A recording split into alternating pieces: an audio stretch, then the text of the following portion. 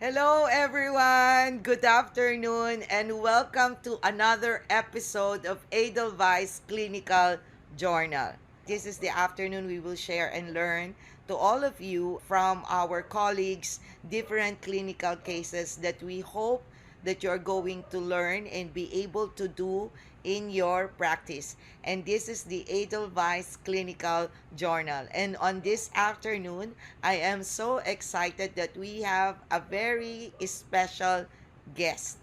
But before I introduce him, let me provide certain requests from the participants. One, during the discussion of the clinical case, please mute your audio during the lecture, but do unmute it during the Q&A if you would like to ask directly the speaker about your inquiry or concern or question. Also, do place your question in the Q&A, not on the chat box. And if you have any concerns, click the raised hand and put it on the chat box. And my co-host this afternoon, Mr. Wong Chan, will handle your concerns and inquiry during the discussion.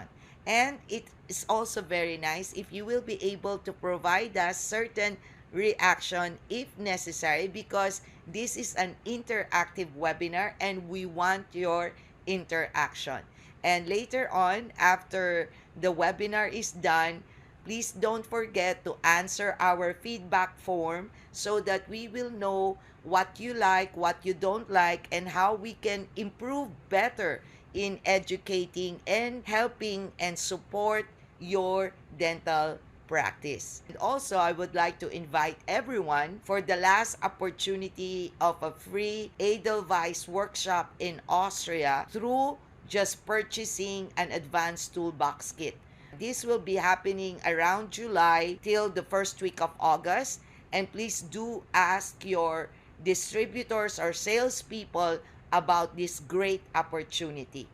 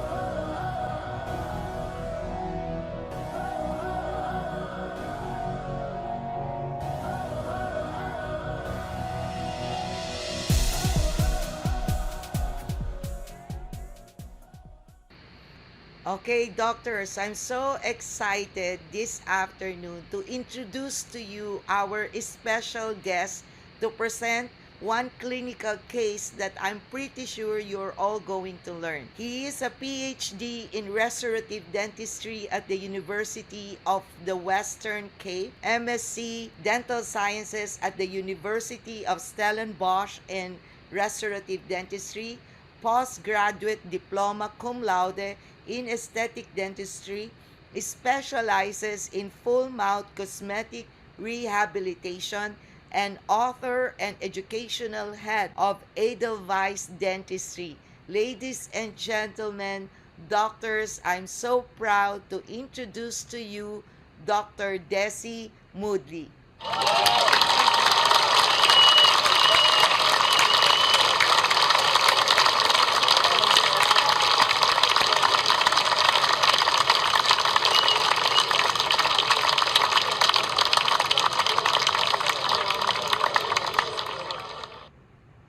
So this is our case for this afternoon, and we will be discussing patient details, extraoral examination, intraoral examination, smile analysis, problem list, treatment option, choice of treatment, step-by-step treatment, and comparison of before and after photos. These are the things that we normally encounter when we really do treatment in our clinic. So let me give to you Dr. Desi Moodley. For the patient what the end result will be, and you will have an idea what to work with. It also helps in communication to the laboratory technician. In our case, of course, in this case, it may not be applicable because we're not communicating with the lab.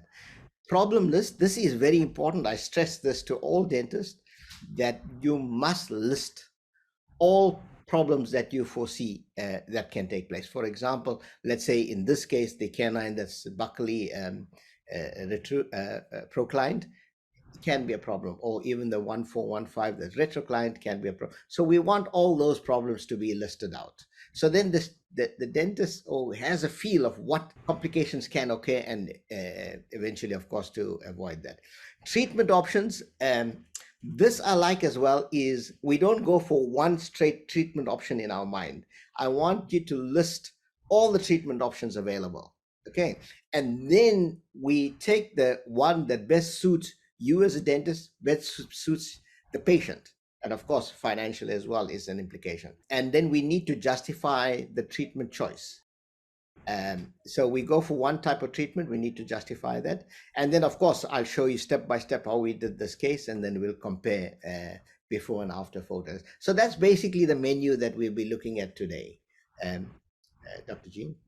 Yes, and definitely, Dr. Desi, a lot of dentists tend to miss out the number five and the number six because sometimes when a patient comes in and there is a problem, they just automatically deal with that problem and really not able to see all the possible problems, which is also good because sometimes they are related and also additional income for them if they are able to provide the treatment, isn't it, Dr. Desi? Absolutely, you're absolutely right. When our students present cases, number 5 and number 6 is, I normally have quite a few of my colleagues sitting as well at the back. And number 5 and 6 is the part where they grill them the most with questions. Because to me, that is a crux of your entire outcome. If you can identify the problems of what you're Yes, going to encounter, number one, and if you correct. have an idea of all the treatment options that you have, then you Yes, know exactly the road that you're taking. If correct. you open up your GPS, it'll take 5 different roads to get to Zurich. Yeah. You need to justify why you took route number 2 and not 1 and 4 and 5. By identifying the problems, you'll be able to tell us why you went for that particular route. So that you are absolutely right, Dr. Jean. Number 5 and number 6 is the crux of the whole treatment of your treatment plan. Okay, so let's start with the patient's detail. And because, of course, due to privacy policy, we would just call the patient Mr. X, right, Dr. Desi? Yes, yeah, yeah. When presenting this case, I only have permission to use it at the university. So I didn't want to just for whether I put his name or not. I don't think it's going to alter anything at this point in time from you listening or watching. So we'll just call him Mr. X. I add Mr. S there, but Dr. Jean put Mr. X. So it's fine by me. And of course, he's a male patient. This is also important. Male, female in the charts. I know sometimes it's students are, why do we need to write male, female? It's important because it gives you an idea sometimes when choosing the type of treatment that you want, even adjusting. Sometimes some female teeth may be a little more delicate and rounded, so you need to adjust those things. So it's important to write that down. Date of birth, you write normally we would write the full date of birth. In this case, we knocked off the days, just as Dr. Jean said, privacy. He is married. Marital status is also important for a couple of things.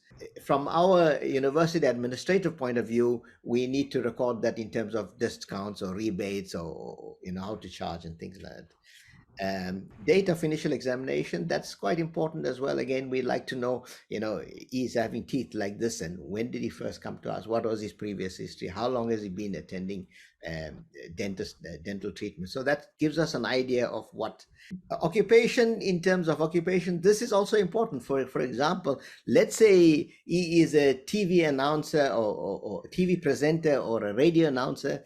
When giving or designing or planning his teeth or restorations, phonetics becomes very important. So we need to take that into consideration. And let's say he is in showbiz, or we have to make sure that he has some temporary type of restoration. We cannot let him go with just sort of incomplete treatment in the interim. So occupation is quite important. It gives us an idea how to plan our treatment. Personalities, this is quite important as well. What type of personality you have, it's what we call visagism. So you probably heard of that term. Is people that are robust, we give them more square teeth. People that are more passive, we give them little rounded, smaller teeth. So personality traits are important. We have to document these things, because as we documenting them, it goes into our memory. If we don't document it, we just sort of look at the patient, say this patient is robust, or it can slip out of our memory. But when we write it down, it stays in the document and it goes into our memory. And then when we're planning our case, we know that we need to give this person a little more robust teeth or a little dainty teeth. So those patient details is quite important. It's not just written for fancy. Yes, like for example, in personality trait, there are some people who doesn't have patience. So if you take too long in the treatment, they may not be able to handle it. Like the type of treatment that you are planning to do. If you want them to come back, how many times, right, Dr. Desi? Yes, And then absolutely true. Yes. they simply don't have the time. The issue for them is the time. So these patient details really affect even your treatment plan and the Yes. implementation of the treatment, Yeah, right? yeah, absolutely. There's some nice articles written on this. The term is visagism. So, how is a patient's outlook and how it affects the teeth? I've got plenty of articles I can send to you for your colleagues. We can follow that up. It's a full, complete Okay, now this discussion. is also very interesting, which is very important as well, right, Dr. Desi? Yes, yeah, the So chief, go yeah, ahead with the chief complaint of the yes, yeah, patient. yeah. So of course we need to know why he is there. That's quite important. Yeah. Yeah, in this case, our patient was too scared. He had these teeth there. Is one of the top. He's actually from Vienna, and he just so happened to be on holiday in. He's very rich. He's got lots of money. He came in with a Porsche Panamera into our clinic, so he's got Wow. lots of money. But his teeth are totally neglected. You can see that. He owns a hotel in Vienna, and he just happened to be on holiday in Cape Town, and he is a friend of one of the prosthodontists in the faculty, and we were there, and so that's how we got to treat him. But he's too scared to go, because he's too scared of the needles for injection, and he was just petrified visiting. So that's why these teeth were totally neglected. With regards to patients' medical history, I introduced this. I was in a conference in Munich with local anesthetics, and one of the speakers introduced this there from the American Society of Anesthesiologists, and I introduced it back to the university. I think this ASA classification is very important to have. Um, And I'll go through this a little in detail now. So in this case, our patient is ASA2. If I say ASA2 to any dentist in the world, he would know exactly what type of treatment to follow up with dental, because he'll understand what's a medical condition.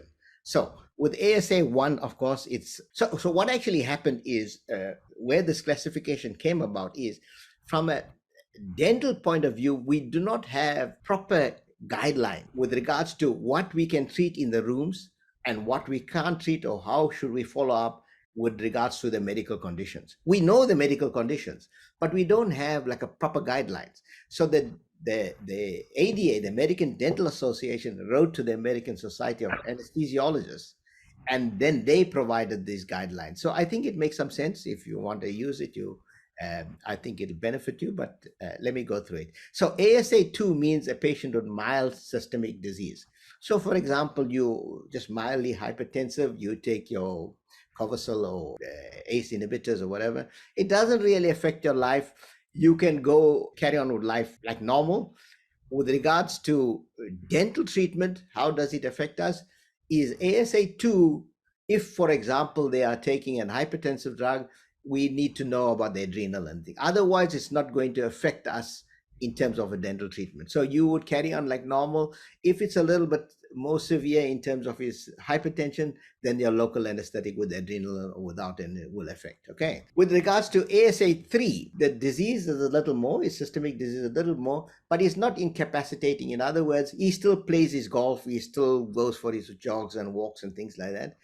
Yeah, he may have, for example, hypertension with, say, angina, and he may have a few other medications. In this instance, depending on the severity of his condition, you, if the patient attends your room, you may or may not need to phone his physician. Okay. So, in other words, for example, if he is angina, he may be taking some beta blockers and some vasodilators, may or may not be on any other medication.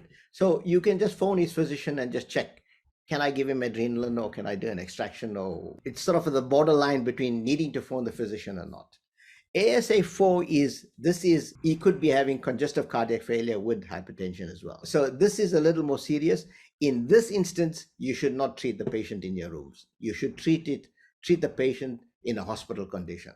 So when they have ASA4, there could be a problem. You may just give adrenaline, local anesthetic, and there may be a problem. So, and of course, in 5, the patient will be hospitalized. So you will, if you need to do any emergency treatment, it has to be in the hospital. So ASA 4 and 5 is you should be under hospital conditions. 3 is you phone the physician. 1 and 2 you are safe to do in your rooms. So that's the ASA classification that I teach the students. Okay. Yes, and it's very important because as a dentist, when we are doing the treatment, we must be guided very well on the medical condition of the patient, because any emergency that may happen on the patient during the treatment, our clinic should be able to handle it, right, Dr. Desi? Absolutely, absolutely. So that is why I always I insist that this classification must be there for my students, because it's so important. You don't want something to happen in your rooms, and a Yes, little more extra adrenaline or something, and the patient was on some other medication, it interacts, and then you've got no legs to stand if there's a litigation. So you have to be quite yes. thorough. I think this classification gives you an idea of what's how to sort of plan yourself if the patient has some medical conditions. It cannot be ignored. Of course, there are specific conditions that, but this is just a general guideline. Okay. Yes, because actually we can relate just by looking at it earlier. You can already understand and relate to the occupation of the patient. As you've said, he's a businessman, so and he's rich. So making money is quite stressful, and you can already see the oral condition with abbraction, attrition, everything that the patient probably clenches or do, bruxism in the evening. As you can see, there is attrition. So go ahead with the dental history, Yeah. Dr. Desi. Yeah. So this guy refused to come because he's just too scared. So his wife forced him, when they met this prosthodontist, to come to the clinic. So that's how he was there. But interestingly enough, he doesn't have any joint problems when we look at the more detail in the examination. but this guy chews some hard stain stuff like a beetle nut or something. I don't know what it is, but Okay. and that's what actually is causing all that abrasion on the surface, and maybe some attrition as well, because there's some chemical reaction. But that's what is and that is why it's so heavily stained, bites and chews on some nuts or something, I don't know. Okay. But that's that's the issue with him. Okay, so now this So is then, yeah, another very important thing. yeah, we've of course all our students need to do this periapical, full mouth radiographs and panogram. With regard to CBCT, it's only if justified we do it. We don't want to expose the patient unnecessarily, so it's only if it's necessary. And in this case, we didn't find anything abnormal with regards to his radiographic examination. I don't have his X-rays to show up here, but nothing was needed from a In radiographic your point. clinic, Dr. Desi, because Yes. before during our time, Yeah. periapical X-ray is required, right? But now because of the panoramic, in my clinic, it's like I prefer pano to have the overview, and I just do the periapical when it really becomes now necessary. Yes. Is in Austria or South Africa, is it still required to So, do periapical yeah. X-ray? Yeah, absolutely. You are right, Dr. Jean. It's in my private practice, I do a panogram, and if necessary, I do periapicals. But in the Yes, university situation, we yes. tell all the students they have to do periapicals and a panogram. Yeah, And now with digital, so you're not exposing too much, so we don't have that fear yeah, of exposing X-rays. But for the reason is that we want them to be able to detect caries, in between caries in between the teeth. So we need to do the periapicals as well. So under university conditions, they have to do it. yeah. Yeah, Including bite-wing yeah, and and bite wings, they occlu- have to do bite wings as well. Yeah, that's and correct. then the occlusal Yeah, X-ray, which is quite challenging yeah, for yeah, certain yeah. patients because Yeah. it is not also cheap. Yeah, we If you don't do do the multiple. occlusals. Yeah, we don't do occlusals in the university conditions, but Okay. we do the bite wings, the periapicals, and panogram. Periapicals if needed, panogram is a must. And in Austria, we do panogram as a standard, and like what you do as well, and periapicals only if necessary. So Okay. this is something that we have to have. It's a must, and it is something that's almost all over the world neglected. I don't know Yeah. why. Uh, I think it's perhaps our undergraduate training in occlusion isn't that exciting. Um, Correct. But it's it is actually the most important thing to well make said. sure that your treatment becomes successful. So go Absolutely, ahead, Dr. Desi, absolutely. and emphasize the importance of Yes. occlusion. I am very big into this occlusion thing, so I can do like 2 3 hours lecture on occlusion only. So I'm very big on this occlusion, and we drill it in on our postgraduate. Undergraduate, they still like battling because it's a concept that is difficult to understand as an undergraduate student. But so we want them to chart this. This is very important. Now, what we do first is, of course, we do the standard 1 2 3 occlusion classification, and that helps us with regards to planning. And then we have to do these protrusive movements, and this is, we do it before the treatment, because then it gives us an idea of where there's any premature contacts or not. Okay, so that when we're planning our restoration, we know whether we need to adjust the contact, premature contacts, before or after treatment. So it's very important to do this. So incisional guidance, as I said, Dr. Jean, that this occlusion can be a full lecture on its own. I'm not going to go too much into detail. It's not actually, we can spend 2 3 days on Yeah, it. But so yeah. incisional guidance, you all know, slide forward. When you're sliding forward, there should be no contacts. The posterior teeth should disclude. Okay, Yeah. so that is the incisional guidance. If there's any premature contact, this guy had slight contacts in the posterior left region, we just eased it off so that we could make that glide nice and easy. Then we also do canine guidance, that is left, right. Well, not canine guidance. We want to know whether there's canine guidance or group function. Okay, this guy was a little bit complicated because the canine is a little bit proclined, and the Yeah. 1415 is is lingually inclined. So it gave us a little bit of a group function on one side. Um, it didn't affect too much because we were not putting any occlusions in the region, but it can affect you if you're going to put those veneers, and it can chip off. So you need to make sure that there's no premature contacts in there. So when we did the veneers, we had to adjust that group function or group guidance, okay, to get it into the canine guidance. Okay. Dr. Desi, before we continue, those who are raising their hands, Wong will answer whatever is your concern on the chat group. It is not because I am ignoring your raising your hand, but we would like to continue with the discussion. And if you have any questions, place it on the Q&A. And also for any of your concern, Wong, please address them through the chat. Okay, go ahead, Dr. Desi.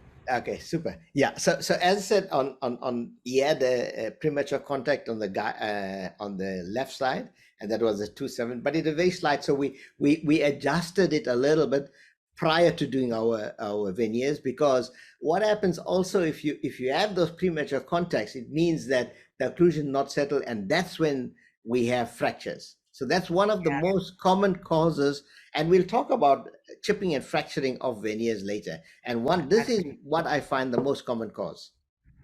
Okay. Now, this another thing is very important and usually not addressed by many dentists before treatment. Yes, That's absolutely. why things really fail later on. So, Yes, uh, absolutely. okay. So Yeah. let's Yeah. So we do give the them. GI as a standard GI and PI index. So the gingival index and plaque index. That's standard, but we have modified it because this is not a periodontal department. We Lecture. are conservative or restorative department. So we Yeah. do yeah. We don't give them disclosing agents to and do the plaque index. We just do what's seen with the naked eye. Okay, so we use the O'Leary's, I think it's O'Leary, yeah, O'Leary's index, plaque index. So that's what we use. And so we score that like normal. I mean, you score it depending on how much of plaque is available. And then we can assess whether he is in the danger list or not. And of course, they must do the prophylactic treatment first before we start restorative treatment. Okay, so fair oral health is not that good. He's got generalized recession, possibly a result of a little bit of grinding or overuse of his teeth, and also quite a bit of plaque there. So that's one of the causes as well of gingival recession. So is Uh, periodontal. Desi, may I ask a question? Because on the anterior upper teeth, there seems to be attrition and abfraction. Yeah. So, does the patient experience sensitivity, No, no, or there's no mobility, no, or no, is no, there a no, resistance? yeah, yeah. I think to me, if he had sensitivity, he would have been to us for some time ago. He had nothing. There's no complaints, and that's what actually delayed him. Now, if you look at that caries there around the gingival, and it seems to Yeah. be almost sclerotic type of dentine. So he's, because of his Oh. extreme grinding and biting, the dentine just got hard there, and so that dentine became sclerosed, which will show you how to cover as well. So that's very much like sclerotic dentine that's there. Um, And yeah. So, in this case later on, if we are going to do restoration, it is going to be quite challenging for the gingival, height in order to establish a good smile design. When the patient smiles, Dr. Desi, does it shows a no, part of his no, gums or no, no? no. His lip line is quite low. His gum line is quite high. So that Uh-huh. helped us. Yeah. So we didn't need to do any gingivoplasty or anything like that. Um, we kept his gingival line as is. His concern wasn't too much pure aesthetic. He just wanted to look a little better. It wasn't like he wanted to be a movie star after this. So we Okay. didn't do any gingivoplasty or anything like that. So we kept his, because if you look at the 1-3, the canine, the gingival line is very high up. And to Yes, bring that down, that will require a little bit of gingival surgery and things. So we correct. kept it as is, and we just cleaned up the whole, especially the cervical areas, and put it veneers, and that's how we did the treatment. It was a pretty straightforward from that point of view, in the sense that the patient wasn't didn't have too many complicated demand. So Okay, so soft now we tissue, go now to the extra oral yes. examination. Yeah. So, in terms of extra oral examinations, we look for lymph nodes, we look for any swellings, we examine the salivary glands as well. Salivary glands is quite important to also examine because that affects your salivary flow. You need to know, because salivary flow, in cases of patients that have limited salivary flow, it can be challenging with regards to adhesive dentistry. So you can have a lot of marginal leakage when there's less saliva in there. So that's also quite important to look at. So we didn't find anything abnormal again, these TM joint was all fine, full range of motion. There was no problem. There were slight interferences on the one side, but it wasn't too bad. No nodes that were detectable, no joint sounds. These are all sort of we want our dentist to document. Okay, so there were no headaches, untoward headaches. He complained about. So it wasn't anything untoward that we needed to note.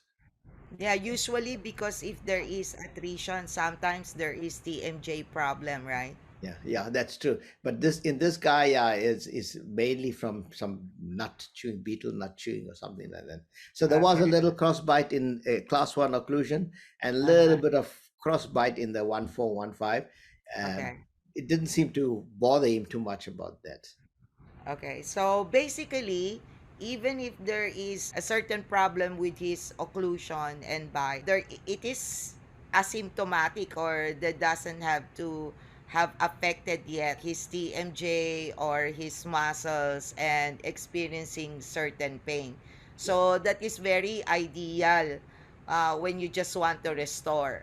Yes, that because uh, because if the patient is experiencing certain symptoms in the muscles or on the TMJ disorder, then you have to treat it first, right? absolutely, yeah, yeah. That is, we do the normal splint therapy and all that, but yeah, that is like we have to treat that first. It's very important to treat the TM joint and relax the muscles, and then Yeah. start treatment. If you do shortcuts, then it fails in the end. It's Yeah. always like So so. now we're going Yeah, to the step where yeah, a lot of dentists sometimes just fix on one treatment. Like, I always hear if it's a crown, now just zirconium, period. yeah, yeah, yeah, Or whatever. They tend to stick with their favorite stuff without thinking of other yeah, different options of material that they can actually use depending on the situation of the patient, yeah, right? yeah.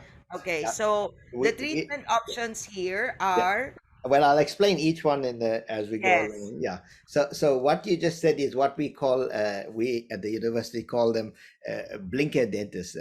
So in horse racing, they put blinkers for some horses that are yeah, they wander around, so they put blinkers so that yeah, the yeah, vision yeah, can be saved. It's yeah, one way. So we call at the university we call them blinker dentists that have just on zirconia or this or this or this. They don't yes, look at yes, everything. So those are the blinkers. We hopefully that we don't have too many. We want to have sort of a complete idea and then choose the best treatment possible for the patient. And yes, so let's look at the composite filling. Of course, yes, and we can go and fill all those cervical areas with composites, but that may not last that well. It's like you won't get a very good outcome. There's fraction there. It's not the ideal solution. You're just going to continuously be doing composites all the time. It's not going to work. Injection mold technique, I think you all know what it is like. You'll get a very good result when you're done with the patient. It looks beautiful, absolutely. Patient will say wow, wow effect. But the problem is, of course, you're going to inject some flowable in it, and we know the flowables don't have the strength. It's composite material. It's going to stain after a while. It's just for immediate good. It can be temporary solution, but it's not a permanent solution. Okay, so injection mold technique, we teach it at the college because it's available there, but it's not a permanent solution. Okay, so then we look at the veneers. With veneers, we have three types: your direct, semi-direct, and indirect. So your direct is you can build it up a freehand with composite and do all your veneers composite completely. Again, composite is going to stain after a while. It can chip, fracture, and so it's not a permanent solution as such. Okay. Then we have the semi-direct. In the semi-direct, we have two types of veneers. The one is a composite veneers or componeers, and then we have, there may be other companies as well have it, and then you have the hybrid glass that is from Edelweiss. Okay. So with regards to composites or componeers, again, this is just pure composites, and they have this dull appearance. If you've seen componeers, you'll know that it's like almost a very opaque, flat appearance. It doesn't have that translucency, and again, it's just composite. It can stain after a while. Hybrid glass, that's the Edelweiss. What they've done is they've removed all the resin components and fused all the glass together, glass particles, to form a hybrid glass material. And this is what's the advantage of Edelweiss, in the sense that it gives you that gloss of almost like feldspathic ceramics, but they've improved the strength as well. So having the strength of particle fill ceramics. So it has a very big advantage, the hybrid glass. Then we have the indirect. Dr. Desi, Yeah. sometimes a lot of dentists confuses edelweiss as a composite veneer, and they don't understand that it just came from the raw material of composite, but the end material, it becomes really a hybrid glass. And can you slightly explain to them why there is a need for resin in Ah, terms of okay. our edelweiss? Yes, of course, yes, of course, yes. I didn't include in this lecture today about the manufacturing or what the Edelweiss structure is all about, because as Dr. Jean requested, she wanted it to be purely clinical. No, But I it's think okay, you but are just right tell that I them the must, yeah, purpose. yes, yeah, but you are right there is that I should explain what the hybrid glass is all about, because there is a lot of confusion with regards to hybrid glass versus a composite. So what Edelweiss has done is they've taken a composite material, and as you know, composite material has glass particles as filler, and in this instance, it's silica and barium glass, and what they've done is subjected this composite to extreme temperature and pressure. Right. So what is done in that process? It has fused all the glass particles together. And we've got SEM pictures as well that show you that the glass particles are fused and locked together.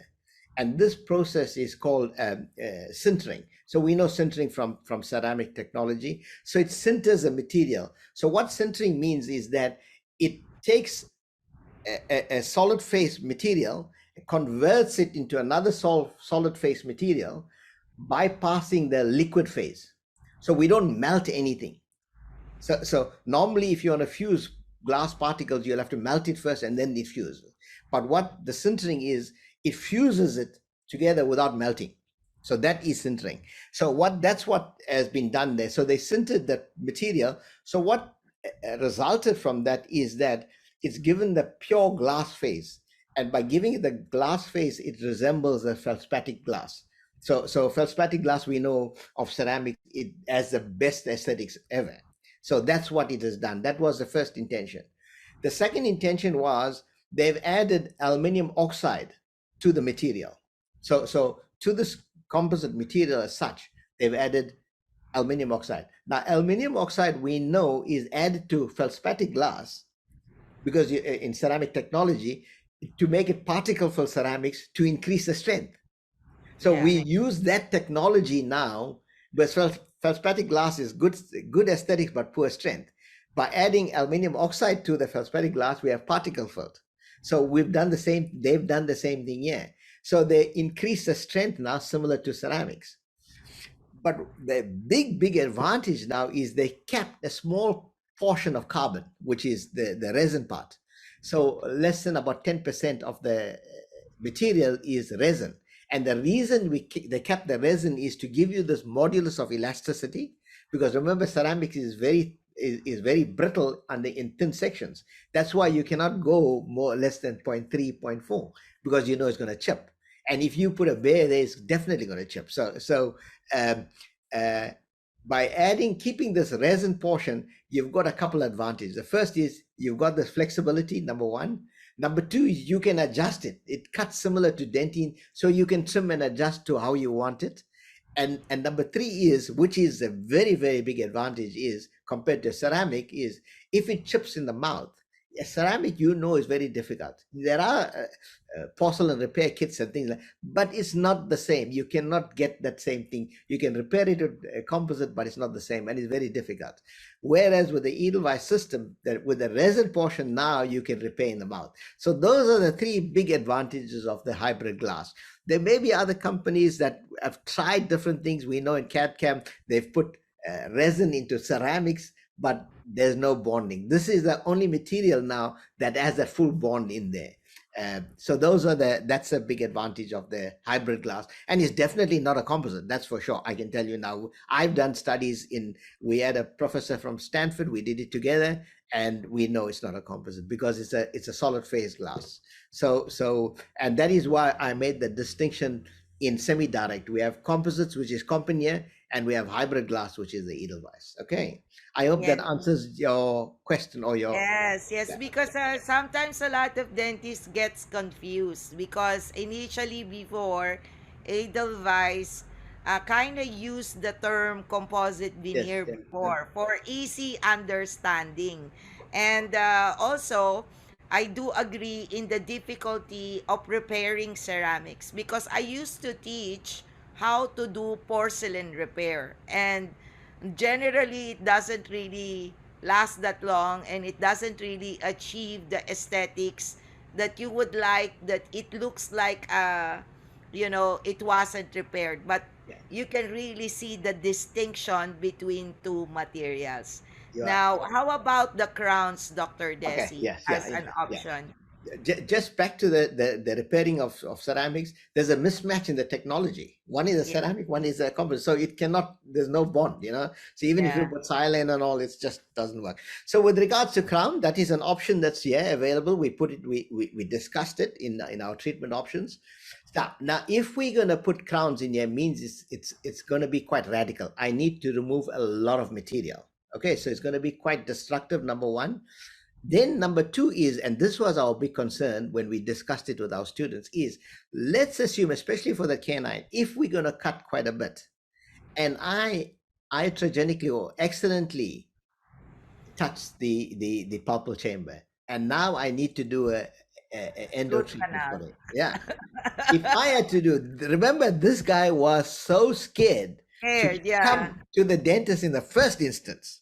You think he's going to manage? I mean, we know nowadays root canal is painless. I mean, yeah. it's not, it doesn't cause a problem. But for me to tell him now that I accidentally touched the pulpal chamber, now I need to do a root canal, this guy is going to be put off dentistry completely. So that's the last thing we want to do. We don't want to damage him any further than he's already scared of the dentist. So we wanted to go minimally invasive with the best possible result. And again, crowns are quite radical. We're going to remove a lot of tooth structure. Compared to what we did was just place veneers, which was just additive. So we need. That's why the history taking is very important. Is we need to know his profile, how he is as a person. I cannot answer him now if I say I need to do a root canal. He said, but there was nothing wrong with my teeth. I never had pain. Now suddenly you've caused me pain, Yeah. and let's assume I put the crowns, and 6 months later the root canal fails, and then I have to do something else and something else, and then eventually extraction, implant. Whereas he came with nothing. He just wanted the aesthetic. So that's it's No, supposed go to be ahead. Finish it. complete. Yeah, Finish you it. changed it. No, no. Complicating factors. Yes. Okay, so it's not completing, it's complicating factors. Okay. So those are the complicating factors. Okay, sorry, that may be my fault. So cervical caries, erosive lesions. Okay, so this is what's going to happen. Why we put that down as a complicating factor is, especially in the gingival area, this can affect our bonding. And if we don't get our bonding right in the marginal area, we definitely going to get marginal staining. That's one of the primary causes of marginal staining, not just with the edelweiss veneers, but with any composites, with anything you do. If you do not get that marginal staining, especially on dentine, which is a weak spot, you're going to have Yes. a problem. Yeah. If bonding on enamel is fine, we don't have a problem. But bonding on dentine is a problem. Gingival recession, and as Dr. Jean mentioned earlier, that the gum line is almost is doesn't we don't have a nice smooth gum line or gingival line, and that is a bit of a complicating factor. But we overcome that in the sense that we know that the patient has a low lip line, and it's not going to affect him too much. Buccally inclined 1-3. This was a bit of a challenge to us. Do we leave that like that, or do we move it back? And coming back to the same situation, if I cut back and move back, I may just expose the nerve, and then I have to do a root canal on the Yes. canine. We didn't want that. So we spoke about it and we said we leave it as is. So you'll see the final result. The canine is still a bit proud, but he was happy with that. Retrocline this is a complicating factor because in the cursive movements, it can cause some premature contacts. So we need to be watchful of that when we place our veneers and make sure that there's no, otherwise that's another cause of fracturing and chipping is Yeah. if we don't handle this properly here, 1 month or couple weeks later, the veneer chips or fractures, and then we wonder what's wrong. Then you phone the rep, say that there's a problem with the material, but there's nothing wrong with the material or the veneer. It's we didn't guard this when we did it. We didn't look at those complicating factors. So it's always in our hands. It's always in our hands. So lateral excursive movements, these are premature contacts. We need to watch that because this can again cause some fracturing and chipping. So always, if there's a problem, and this is why that cervical caries and why we write it down is because when we're doing our bonding, we need to be very careful that we do it properly so that we don't have marginal staining later. Because what actually happens is if we have marginal staining 2-3 months down the line, we think it's a material that caused it. It wasn't it wasn't our fault as a clinician. So the material is fine. It's we need to document this and do it properly. Okay, and then of course another complicating factor is oral hygiene that we need to fix that up as well. Okay, so those are some of the factors that we needed to take into And consideration. these are really very critical because sometimes you think, oh, it's just a small thing. But like for example, in bonding is very difficult to achieve in dentin. And if there is a erosion or a cervical exposure, then bonding will be quite difficult to achieve if you're just going to restore it with composite resin, for example. And then, of course, as premature contact can really cause fracture, they don't check and be able to properly plan the position of the restoration so that this will not result to force, unexpected force on the tooth itself. So, in all actuality, most dentists tend to blame the material for fracture when in fact it is iatrogenic cause, which is our fault. Absolutely, you're absolutely. Okay. I tell my students this at the university. You can put bubble gum on the on the tooth. It'll stay if you've got the occlusion right. Yes, You can put zirconia in there. It'll break if you didn't get the occlusion right. Yeah. So correct. that is, I mean, we know we can put calginol. Calginol. We can. It's really soft. We a temporary filling. It'll stay if the occlusion is right. You can put We've seen zirconia fracturing because the occlusion Correct. is not right. So it's not about the material. It's about us and our hands. It's how Yes. we do it. Yeah. And definitely when you point onto something, the four fingers is towards you. Sorry. Yeah, Sorry. when you're Yeah, trying to you're blame right. Yeah, someone, yeah, you're right. eh, Absolutely. yes, Yeah, and yeah, yeah. actually Never all point. the other fingers is pointing at the person blaming You someone.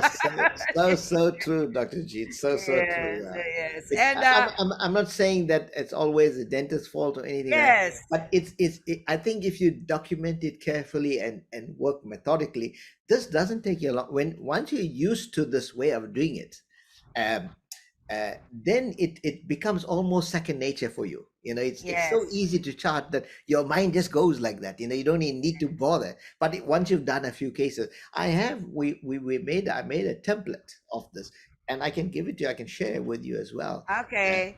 So, Help you start. Dr. Desi owes us this template. And if you will join our WhatsApp group or Facebook, we will be able to post it. Or even if you place your email on the chat group, we will be able to email it to you. And very critical also is the patient, right, Dr. Desi? Because no matter how good the dentist is, if the patient doesn't follow your instruction or provide being cooperative in your treatment, Yes. it's going to be complications later on, Agree. right? Absolutely, yeah. Patient compliance is very important. That will dictate, especially in terms of oral hygiene. That was a bit of a complicating factor here for us, in the sense that his oral hygiene wasn't that good. So we had to send him to the oral hygiene department, and they got that sorted out and gave him lots of talks and tell him about it. So that's quite important. Okay, so now after seeing all these possible choices, and doctors, you are free to comment on the chat later or even ask Dr. Desi if you believe that there could have been another choice based on the choices that he gave. And this is education, so it doesn't mean you always have to just say yes. You can actually have a discussion with us because that's what we are here for. So in the end, the treatment of choice, Dr. Desi, was edelweiss veneer, correct? Yeah, that's correct. And the reason we went for that is we because of the patient being so scared. Number one, we didn't want to be too destructive. We went for the easiest option, just additive, and it also we didn't want to keep him too long in the practice. We wanted when he's there, sit in. When he leaves, treatment done. I didn't want to do something and then take impressions, send it to the lab. He may not come back. So it was a bit of a worry, and again, money is not the issue for him, so we could have went for anything. But we went for this because we wanted to be very careful with him and treat him almost like cotton wool. So this is what we went for in the end, and we Yeah, but justified what. basically, Dr. Desi, rich people or business people are very busy. They just don't have the patience Correct. to Yeah, keep on going back to their doctor, dentist, unless they are dying. yeah, yeah, I absolutely. mean, Yeah, we as dentists are notorious like that as well. That's why a lot of dentists doesn't have very good teeth yes, because absolutely. they're very patient in dealing with their patients.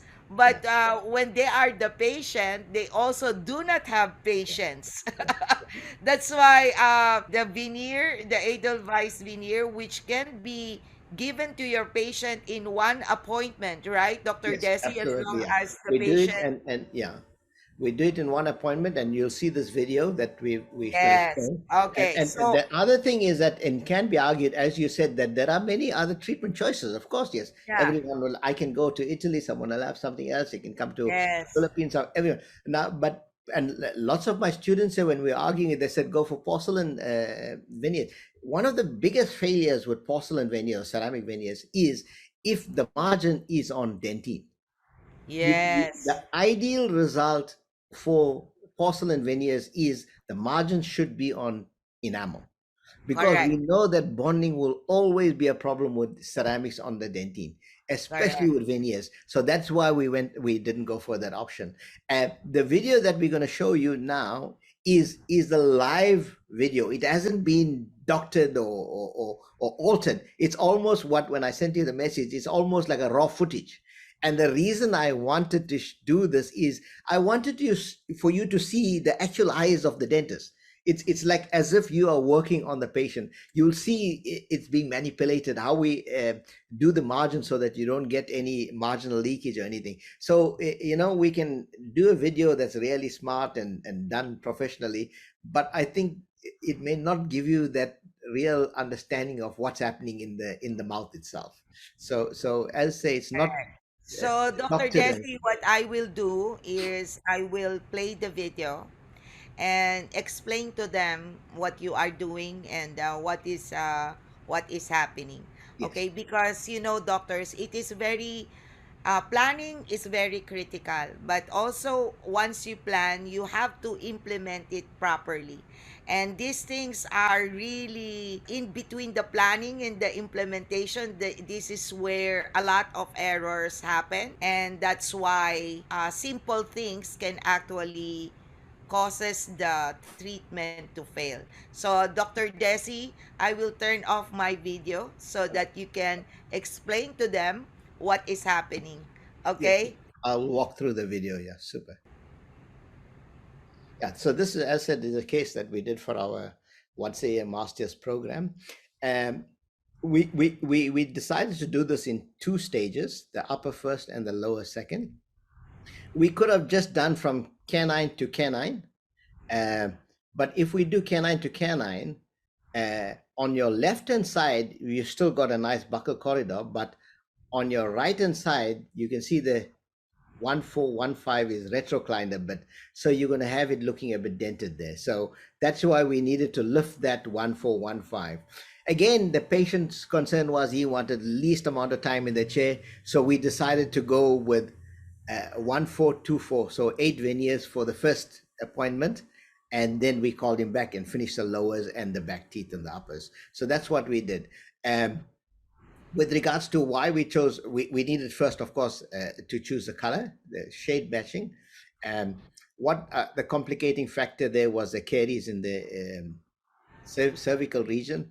There we used an opaque blocker. In our instance, we used the ice effect because that's a little more translucent, but it completely covered uh, those darkish areas. And then we also, he has some vertical dark stains on his teeth. We also ditched that a little bit, and you'll see in the video how we did that.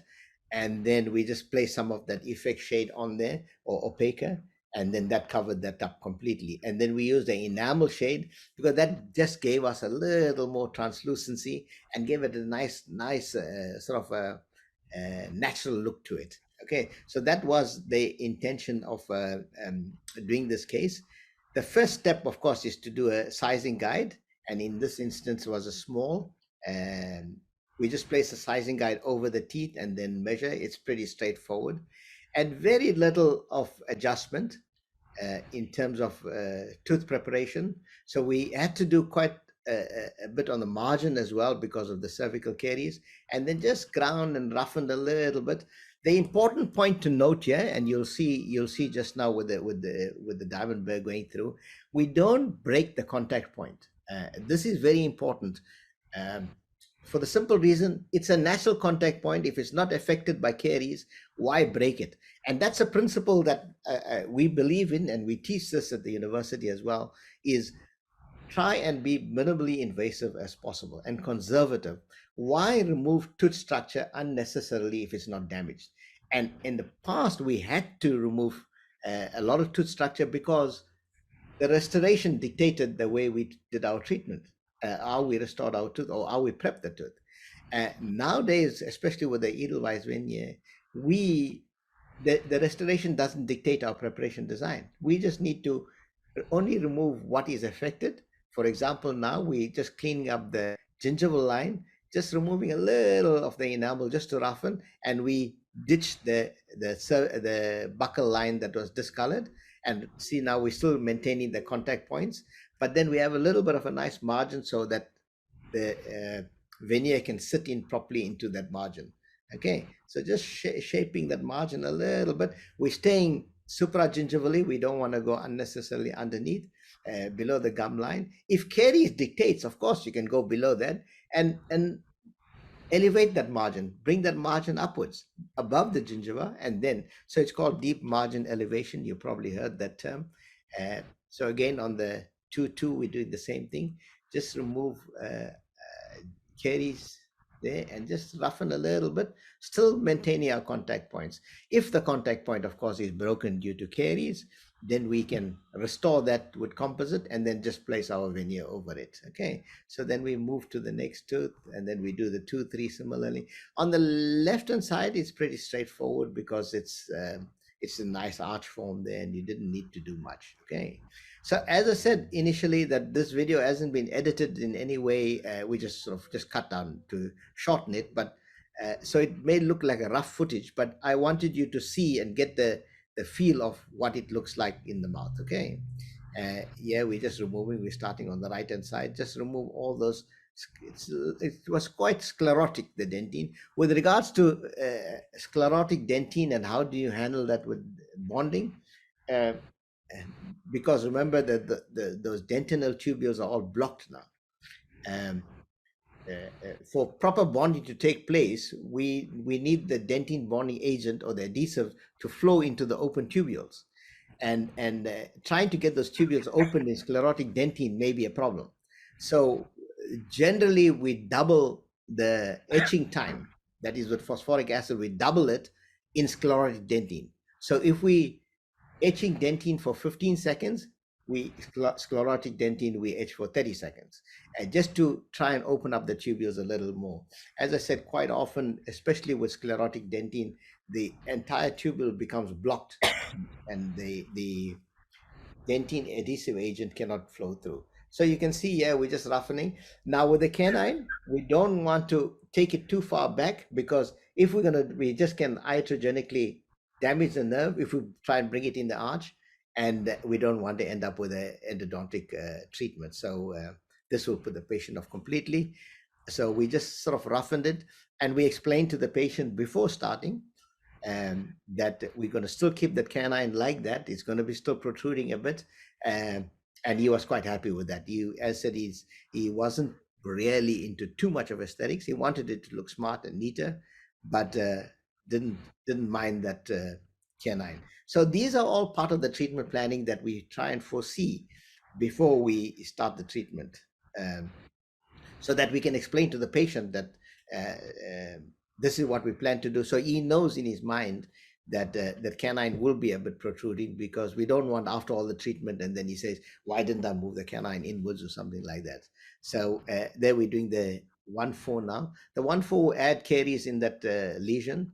It wasn't just sclerotic dentine, so we had to just pay a little extra attention to that. We need to remove all caries, and bonding becomes a little bit of a problem, especially in those cervical regions. Um, that's when you get marginal stains. So, with regards to staining of veneers, that's one of the. If we classify the staining with regards to edelweiss veneers, one would be the marginal staining, and marginal staining occurs for two reasons. Number one is if you didn't do the bonding properly, um, paying attention to that marginal seal and blocking it off completely, um, then you're going to get marginal stains. Now, what we're doing here is we want to open up the contacts so that we can put our floss properly in, and of course, of our transparent or matrix strips. Just in this instance, the contact points were very tight, and the reason for those contact points being very tight is, as I said, he was grinding on some, chewing very hard on some type of nuts, and that's what made his contacts very hard and tight. So we had to use one of those metal strips to just open it. So that just will help us. He's got a few little bit of bleeding spots there, and that has just come just purely when we are using these strips, and we put some hemostat solution there, some clear hemostat. I think this is viscostat clear. You can use gingival goo, or there's quite a few on the market, and just apply that, rub it in, scrub it in, and then uh, rinse it off, and then you're fine. Quite often I find that dentists ask me, should we be using rubber dam or not? um, the purpose of the rubber dam, of course, is to protect the patient from ingesting any instruments, number one. Number two is you want to have a, a moisture-free environment, but at the same time have a nice working field. Uh, I find that placing a rubber dam, especially for these veneers, and it's very difficult to really look at the gingival line or the gingival margin. So because the dam comes in my way, so and then that's when I find that I don't get a proper seal. So in this instance, we don't use that, but that's up to you. It's not being prescriptive that you should use or not use a rubber dam. That's entirely up to you. So the usual etching and bonding, this bonding techniques, I mean, from composites, I don't need to tell you. I say only for sclerotic dentine that I double up the etching time. That's quite important to get a nice good marginal seal. Again, that's one of the main reasons for cervical or marginal discoloration. The other reason for marginal discoloration is if you roughen the margin of the veneer and didn't polish it well.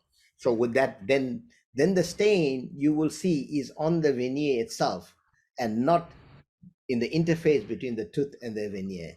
So if the staining in the interface between the tooth and the veneer, then it's your bonding. And I get this question. I mean, and I get dentists sending me photos all the time regarding staining. They send me a picture, and I look at this the stain, and I say, "This is a bonding problem, or this is you're roughen there," because I can see it straight away. It's if if the staining is in the interface, then you know it's a bonding problem. You didn't do the bonding properly.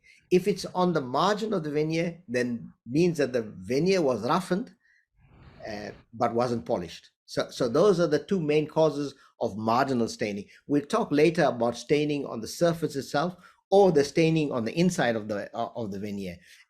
Staining of the inside of the veneer, and I'll show you just now how to get the proper seal.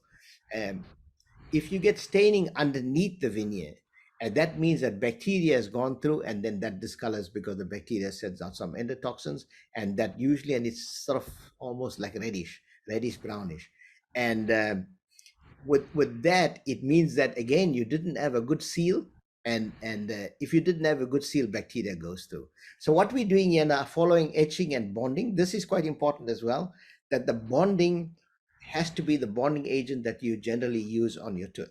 So it can be one coat, universal coat, genial bond, or scotch bond, whatever you want to use. Okay, so you use that, and that you apply standard bonding technique. We can talk about bonding later if you want to. um, and then what we're doing now is applying our opaque material. It's just almost like a flowable type of material, and it blocks out all that cervical discoloration. Okay, that is all we did. We just blocked it out with that. And then once we place that in, we light cure that. Okay, so once that is light cured, and then we can place our resin over it. So now we're placing some of that on the vertical lines, and and light cure that like normal, and that's your traditional resin. Now we start placing some composite. So yeah, we put enamel so that we know that we've blocked out all the dark discolored um, areas. Now we just put some enamel shade over and build that tooth up slightly. We can make some mamelon shapes there. Now, very important for you to note is that how we handle the gingival, yeah, that margin. That's very important to note, that we try and get a nice good seal there and nothing going into the gingival crevice, right? And then of course we handle the mesial distal areas quite well, or the interproximal areas, right? And then we light cure this like normal. So we've sort of built up a little bit of a what we've cut back on. Okay, and over this now we just place our veneer. So we do the same thing on the front. Okay, so the other question I get asked is, where do we start? How we've got 6 or 7 or 8 veneers we need to place. How do we know which tooth to start with? Okay, so the best way to start is the tooth that has the least amount of reduction needed. So in other words, we use that as a control. So the one that's the best aligned, we place that in, and then we know that becomes our control to work. So in other words, we're setting up the frame. So we put the 2 central incisors and we start building towards the side. So we've got that framework, and our aesthetic frame starts to build on the side. So that's what we're doing now. We put in the 1-1-2-1, and just a little composite over, just to get a nice good shape. And it's very important to note again how we're handling the marginal. We make sure that the margin is sealed well. This part to place a veneer is very easy. That's the easiest part to place. But this groundwork, or it's also laying the cement or laying the foundation, if you will. This laying that foundation is probably the most important. This part will prevent marginal leakage or marginal staining. If you put this properly, your veneer sticks beautifully onto. Now look at that again. Now we place a veneer. Oh yeah, and now we making sure that there's composite all around that veneer. Okay, so that there's no. Make sure everything gets tucked in nicely. Gentle press, and as you squeeze, you'll find, because the composite resin cement is softening, it starts to squeeze out. Then you remove more out. You just squeeze it in and just remove, pat it into that areas. There we go, patting it. So we get a nice good seal. Placing the veneer is very easy. That's the easiest part. But getting the seal, this is the way that's a bit tricky. So if you get that seal right, then you're fine. Then you've got no problem. There we go. We're trying to spread that around that margin, around the gingival area. Just make sure everything is tucked in nicely. Spend extra time on that. Yeah, it's not rushing, but once you place that veneer, we still got enough time now to manipulate and get that seal right. There we go, getting that seal right, tucking everything in nicely. But you don't want after he drinks a couple glass of wine or something, and then you find that starts to discolor or has some spicy food, and then that discolor. So can you see now we're tucking all that composite in beautifully there, and then we getting all that excess removed as well, and then we light cure. So once we know that that's ready, then we start placing our light in. Okay, just make sure that everything is nice and tucked in. And as I said, this is the most important part. Is again, please bear with me. This video hasn't been yet because I wanted you to see it actually how it is. Okay, uh, so that's there, and then we're going to light cure that now. Just pressing a little bit more there just to make sure. Ah, yeah, light cure that.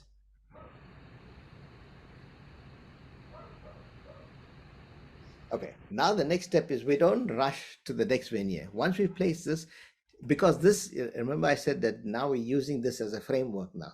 This is going to be building our framework. So just do everything, get your margins right, remove all excess, get your shape right, because now this is our guideline. Once we place the second one, now we're going to use this as our initial guide. So we must make sure our height is right, our margins are right, and then now, yeah, just remove that contact point, just make sure everything is correct.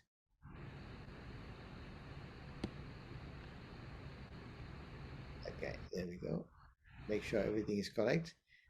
Now we know we've got a perfect alignment on that tooth, right? So now we are ready to put the next one. So what we're doing here, tooth by tooth, we are building this framework. Okay, so we put your two front, put the first one that require the least amount of work, place that, and then we place the 1-1 now with using the 2-1 as our guide. Okay, so that just light cure that a bit, and then we're ready to place the veneer on. Okay, there's a veneer goes on there. So again, just take note of how the margin, just make sure you move the veneer more to the midline so that you got a nice proper midline. Okay, and then you got your zenith point, you're marking that, and that gives you your angulation of the incisor, right? And then now you're going to work on, once you've got that placed, now you can see all that excess is going out. It's very important to get this excess out, because if you don't get excess out, uh, if you don't get the excess out, then you're going to get a marginal leakage, because then you'll have voids in there. Okay, so it's very important to get this marginal seal correctly done. So now we've got the angulation right, and now we're working on the marginal seal. So just make sure that we tuck everything in nicely and everything is fine. There we go. So now we start with the incisal margin, and then we use one of these instruments. This is quite nice because it pats it nicely. And then again, if you don't get this composite flowing out in some areas, you'll find that there's going to be a void there or a small gap, and that's when you'll get staining, either bacterial staining or staining caused by food. Okay, so just make sure that you've got everything right. Then make sure that you've got your contact. Can you see there how you crimp that mylar strip or plastic strip, and then now you do it then inside. Just pull that in nicely, and that goes below the gingiva, so you pull it in nicely, and then you just tack cure a little bit, and then you can remove your strip, and then now you've got that. So you can see very clearly that now you shape this. It's very important that we get the shape right now, because now we're going to use these two central incisors as our framework to move to the laterals. Okay, so now we've got this properly done and shaped. Then we start moving to the next tooth. Okay, so now we start moving to,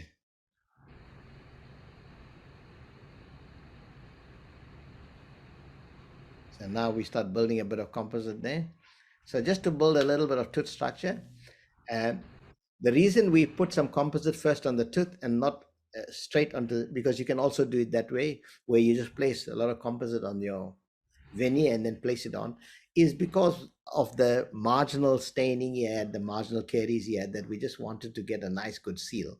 Um, so we decided to place some composite first on the tooth, and just to make sure that we got a good seal, and then over that we still place some composite into the veneer and then placed it on. Okay, so it's just repeating now the same thing. So we went 1 1, sorry, 2 1 1 1, then we went 2 2 1 2. Okay, so that's what we've done, and there you can see. And then very important again to make sure that we get the good seal there, to get that good seal going. And then with the canine, that's what's happening there now. Again, the canine was a problem. It was a little bit protruding, and then we had that little marginal staining and caries. Now can you see we're tucking all that composite in there so that there's no gap between the tooth or in that interface. Just make sure that everything is nicely done there. So tuck that in nicely, and then we'll pull that cello strip in below the gingiva into that area, so that now we got a nice good, and then you're not going to get much or any composite going underneath there, but you don't want that as well. But then you're going to land up with a gingival inflammation. So you want to make sure that there's no composite slipping into underneath. So just tuck that in nicely, and then once that is done, then you light cure. Okay, and then we start with the foam. Okay, so in this case we did from 4 to 4. um, it was his first visit, and we didn't want to push him too much, and he was also a little bit sort of, um, I wouldn't say not happy, but he was not sure about the treatment. That's just the light that's showing those striations, is not the material itself. I prefer not to touch the surface too much. In this instance, we had to touch a little bit. So if we can avoid touching the surface, it's better, because then you don't roughen it. That's another cause of staining, is if we have inadvertently roughened the surface. That's the final result. If you notice that the 1 3 canine is a little bit protruding, but he was happy with that. Uh, that is his final result. Um, and that took us the morning, and this is with students talking and asking questions and things like that, probably 2.5 hours. There's he, and now watch him now, and watch his he speaks, but I cut the his thing out, the audio. But now look, just watch him now. He's what's he doing now? Look at, you know what he asked us? He asked, why didn't we do the 1 5? Right. That was quite interesting for us, because he said that everything is good. Now, suddenly, why didn't we do that? That was quite interesting for us, because it means now suddenly he's accepted the treatment and he wanted more. Initially, he was just so skeptical about it. And suddenly, he's like, when are you going to do the rest? But he came the next day and we completed. I have the videos for the lowers as well. So that was after case, before and after. I think the after should come now. Yeah, and that was done in 1 day, and it's actually not yesterday, today it was morning and afternoon. And thank you very much for that. I hope you enjoyed that presentation. As I said, it's a raw footage, but I wanted you to see how he's tacking that composite in the margins, because that staining is, to me, a lot of dentists complain, are we going to get that or prevent that staining? So that's my aim for. Actually, it is a very good video because you can really see the I, movement of the hands. yes, And that's what. Yeah. yeah, and proper instrumentation is also very critical. And I use the same thing. Yeah. The one with the Yes, is the octoscope. octoscope. Yeah, yeah, yeah. Yes, and then Something the like that. other one is the interproximal Yes, carver. And as an aesthetic dentist, you should have the right instruments yeah, because if you don't, it is also going to be very challenging to do all these that's things. right. Yeah, so, Yes. yeah. So Okay. yeah, So now, Dr. Desi, yes. the most exciting part, the questions, But because you, everybody is raising their hands. And Wong, are you there? Yes, yes, I'm Okay, there. now, yes. Now Yeah, it's time for you to do your work. sure. And is, I'm ever provide ready. all is Wong my provide all friend or these not my friend? exciting I'll see questions. today. Okay. First of all, right, even before you started your lecture, we already have a dentist. I think he's from Thailand, Dr. Nippon Chai Sri Sukumpon. And he asked, how could you possibly floss the proximal area? Yeah, yeah. So I saw that question, Yeah. and I think that question came during the time we did the 3 unit, the bridge, the fiber bridge. I suspect it was during that time. It's before we started the lecture. Am I right? Yeah. Yeah, yeah, that is correct Yeah, because yeah. when we did that, it's you cannot put the traditional floss in there. That is correct, but you don't use a traditional floss. We have special interdental flosses. Interproxy, Yeah, yeah, yes. interproximal flosses that's meant for those bridges that you just swish in and out, and they work beautifully. It's got a little fluff on it, and you push it, thread Yeah. it in, and you should be using it. It like sort of dances in the in the interproximal or the call area. That's what it's called. Yeah. So that you can floss. You should actually floss in the interproximal area with those. Wong, I take it that that was a question that he was referring to. How to floss with the fiber bridge. The wing, yes, Yeah, with the wings in earlier place. Yeah. in the So you video. use Because the yeah, you because the use case Dr. Desi presented, that is why they did the metal yeah, strip yeah. to make sure that the patient will be able to Yes, floss. yes, that's correct. Yeah, yeah. So with regards to our veneer, when we're placing veneers, we make sure that we yeah, as you said, rightly said, we put the metal strip because its contact points are so tight. We Yeah. just normal matrix won't go through your cellulose plastic strips wouldn't go through. So we had to put the metal, open up that thing, then put the floss in to make sure floss goes in and out, then put your plastic or cellulose strips in. Um, so that will be your traditional flossing. But as I say, I suspect that the doctor wanted to find out how to floss with the wings in a bridge. And we have the interproximal dental flossers for that specific. Dr. Desi, I have my own question because normally, especially in the case that you presented, the K9 is similar to mine, which is way up. Mm. What do you think of using coral shade or pink shade of a flowable to create a gum line, Yeah, yeah, yeah, yes. especially if the patient, when they smile, you can see Yes, the yeah, gum yeah, line. yeah, yeah. What Yeah, do you think of that? if you want to make the gum line a little lower, yes, then you get pink composites. Yeah, you can use a pink composite and do that. It doesn't look the same as your natural original Yes. color. It doesn't have the same look. But if it's a real big concern, I would say first prize would be to do a gingival lift, bring it down a bit. Yes, yes. That's the first prize. If that cannot be done, then and you really need to do that, then you can use some pink composites. But as I say, pink composite doesn't have that same natural look, but Yeah, it does yeah. help, especially if you have a very long root and you have a big wide smile, and it's possible. But in your case, Jean, you have a beautiful smile line. You don't need to worry about that. Your smile line is it's beautiful. it's You've got a still being fixed. As you can see, I have a missing tooth. So Yeah, yeah, that can be done, but I'm talking about I'm this. excited to have Edelweiss Of course, can yes. to fix the protrusion Well, on my you, central and stuff like you're that. coming in May, so we can do it in May. Yeah. Maybe Yeah. because we've got something really exciting in May. We want to do Okay. oh, really, really exciting. So maybe we Okay. can do it on you. We've got some real Yeah. something nice. Yeah. Okay. Okay, Wong. Go ahead. Yes. We also have, I think, three questions that come from the same dentist. Her name is Moika Kozel, and I guess she's from Eastern Europe. Her first question is, can you tell us, please, how brittle is the material or the strength of it Okay, comparing to Emax? Yeah, and yeah, yeah. composite?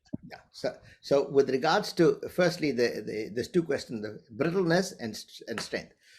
The reason when we compare it to ceramic, edelweiss is not brittle. Ceramics are brittle. We know that because we can't do it in thin layers; it'll chip. And the reason edelweiss is not brittle is we kept about just below 10% resin in it. So keeping that 10% resin gives that little bit of flexibility to that. And that is why we can go up to zero point 0.3 millimeters of in thinness in the margin. In fact, the occlusion VDs go up to zero point 0.2 millimeters, which you cannot do with a ceramic. Ceramic, you can go 0.4, zero point 0.5, then you're starting to go to borderline where it's going to start chip. So with regards to brittleness, edelweiss is not brittle, ceramics is very brittle. We know that. That is like a given fact. Right. With regards to strength, how strong is the edelweiss? So with this laser sintering process that the material is subjected to, and adding the aluminium oxide, with normal composites, we're looking at about 200 megapascals, or between 120, in fact, megapascals. Adding aluminium oxide has made this material 550 megapascals in strength. Emax is about 600. So you've taken a material and shot up the strength of the material by just adding aluminium oxide. Now, this aluminium oxide, what made them use aluminium oxide? Aluminium oxide is used as particle fill ceramics.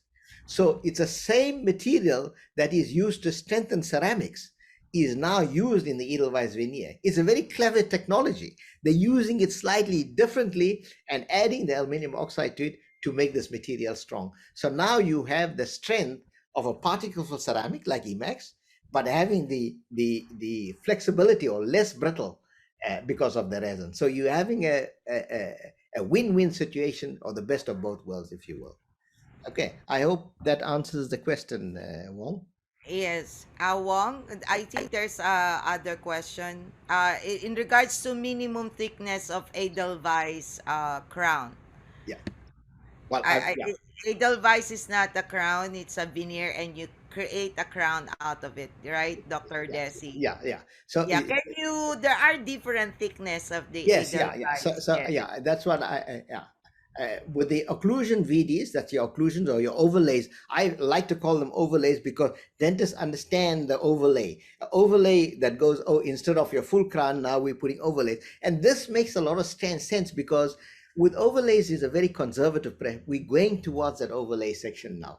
Most, even with ceramics, we're doing overlays now, not uh, full crowns.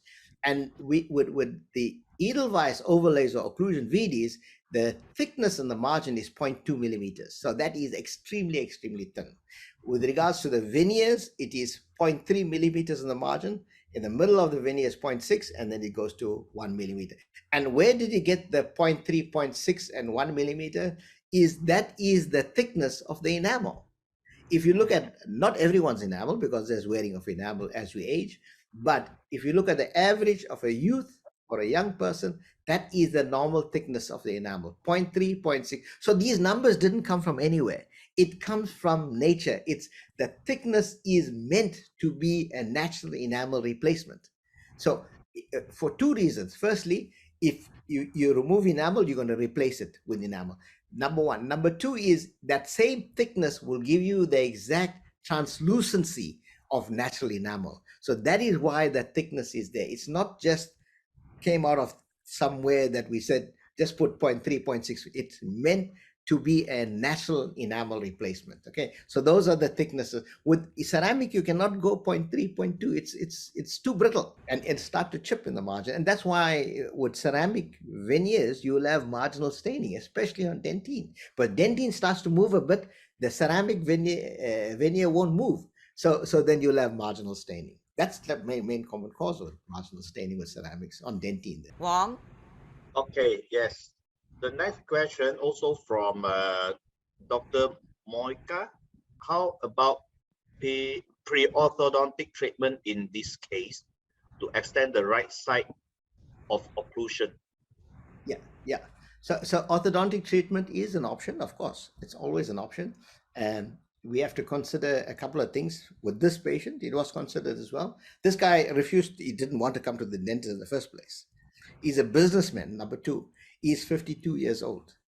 If I suggest to him now to go and put some braces, he's a hotel owner, and for him to sit with orthodontic treatment for about 2 years with adult orthodontics, I don't think he is going to be too happy with it. I don't think he'll accept that treatment. He wanted something, come in the morning, afternoon, have that treatment done. So we've got a good outcome with edelweiss veneers just in the morning, no orthodontic treatment, and he's out. And he's very happy with it.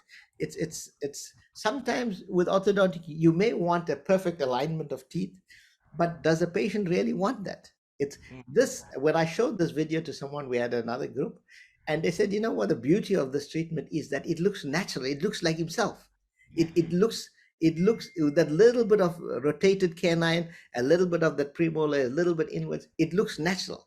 And that's what he wants, and he was very happy with it.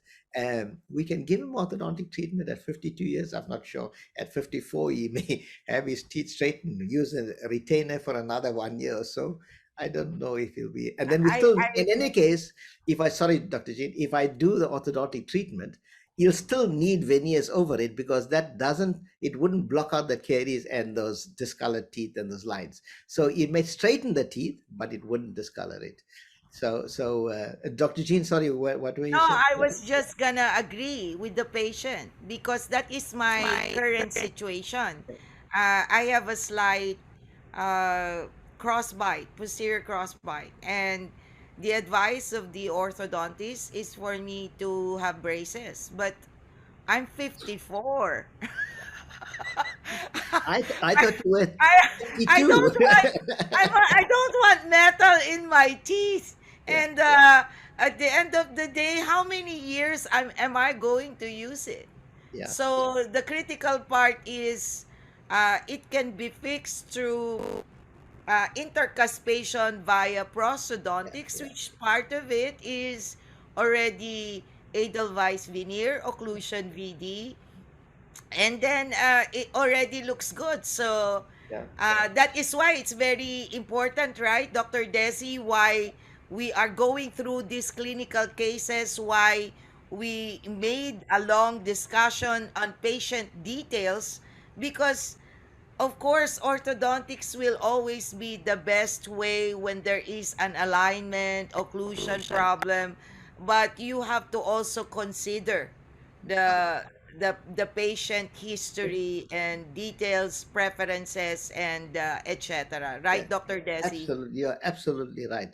It's not just getting the teeth right. We have to look at patient needs. What does he Yeah. want? And the beauty of the edelweiss veneers is that it's just additive. You're just adding on. You're not destroying anything. You're not cutting. Yes. I mean, you saw in the video, it's just adding on and just sticking them on. That's all. There's no destruction. There's no heavy cutting. There's no point of no return. You always can. You've always got a point to come back to. It's not like I cut half the tooth away and then I can't come back. I've damaged the tooth. I can go to root canal and this and that after that. This is not. You are playing it very, very safe. It's how nature meant it to be. We are totally safe with this procedure. There's Yeah. very few things can go wrong if you Yeah. do it properly. And if it goes wrong, the tooth is still there. Absolutely correct. Dentist, I'm so proud in my lower Yeah, anterior, and it yeah, is absolutely. Edelweiss. Yeah, yeah. Yes, and it's It's been 6 years. yeah, yeah, yeah. Honestly, We've got since it was done really well, as a smoker, it never had a problem with stain. And I also love my coffee. yes, So yes, I cannot go without my cigarettes, and my coffee never had a stain. yeah, So yeah, precisely what Dr. Desi is saying, you really need, one, the main cause is bacteria as well, or they did not totally wash off the solution for tissue management. yes. Like Oh, like earlier, yes, you are using aluminum chloride, but some uses ferric sulfate, and iron generally causes stain on the marginals. You can't Yes. use ferric sulfide hemostats. You can't use that. It Yes. becomes red, and then that goes underneath. But Correct. but That's why but you the have to wash it off very well. with aluminum chloride, yeah, that's more like your see-through, like what we use now, your Yes. clear hemostats. Um, Yes. the staining is three parts. The staining can be marginal, it can be Yes. internal, or it can be external. So with Yes. marginal, we know is bonding. That is, or the Yes. margin could be rough. So that's we fixed up. Yeah. Internal staining, when we place our composite a veneer, that the composite must flow out. You must see it. If you don't Yes. flow that out, you'll have a void, a small Yes. gap, and bacteria goes underneath there, and that releases toxins, and that's causes brownish stains underneath. Yes. In that instance, you have to remove the veneer and replace it, because Yes. on the external staining, that's the easiest. It means that you didn't polish. If you roughened it a bit accidentally or something, you just need to polish it. So external staining is the easiest. Needs just gray cup, and you're done, and maybe a little buffing or whatever. So those, if the staining is purely iatrogenic, it's not got nothing to do with the veneer. We know that. We know it Yeah. for a fact. Yeah. It doesn't really stain. As I've said, Well, I'm a smoker and yeah. I never seen a nicotine stain on my edelweiss. There we go. Okay, Wong, next question. Okay. Hi, Dr. Desi. Thank you for the wonderful sharing. May I know what is the solution if patient comes back with complaint of marginal staining? Okay. So yeah. Okay. Yeah. So let's give you the solution, Wong and Doctor. Um, so as I said, with marginal staining can be two things. Well, the third one that Jean made me aware of now was not washing off the ferric sulfide that we used to use previously, which we don't use now. But if for some reason you use that and that stayed, that could also be a reason. But besides that, so we need to analyze where that staining comes from. If it is at the interface, that is between the tooth and the veneer, that means it is the bonding that's a problem. Okay. So there's a bonding problem, means there's leakage in and that causes, and I'll give you the solution now. If it is on the margin of the veneer, and usually that can be because quite often we take a disc and fine tune that margin, and that stays a bit rough. If it is on that margin only, then all we need to do with that is polish that margin, and then you find that stain will come off. If it is on the interface between the tooth and the veneer, then unfortunately that's gone into the dentine tubules.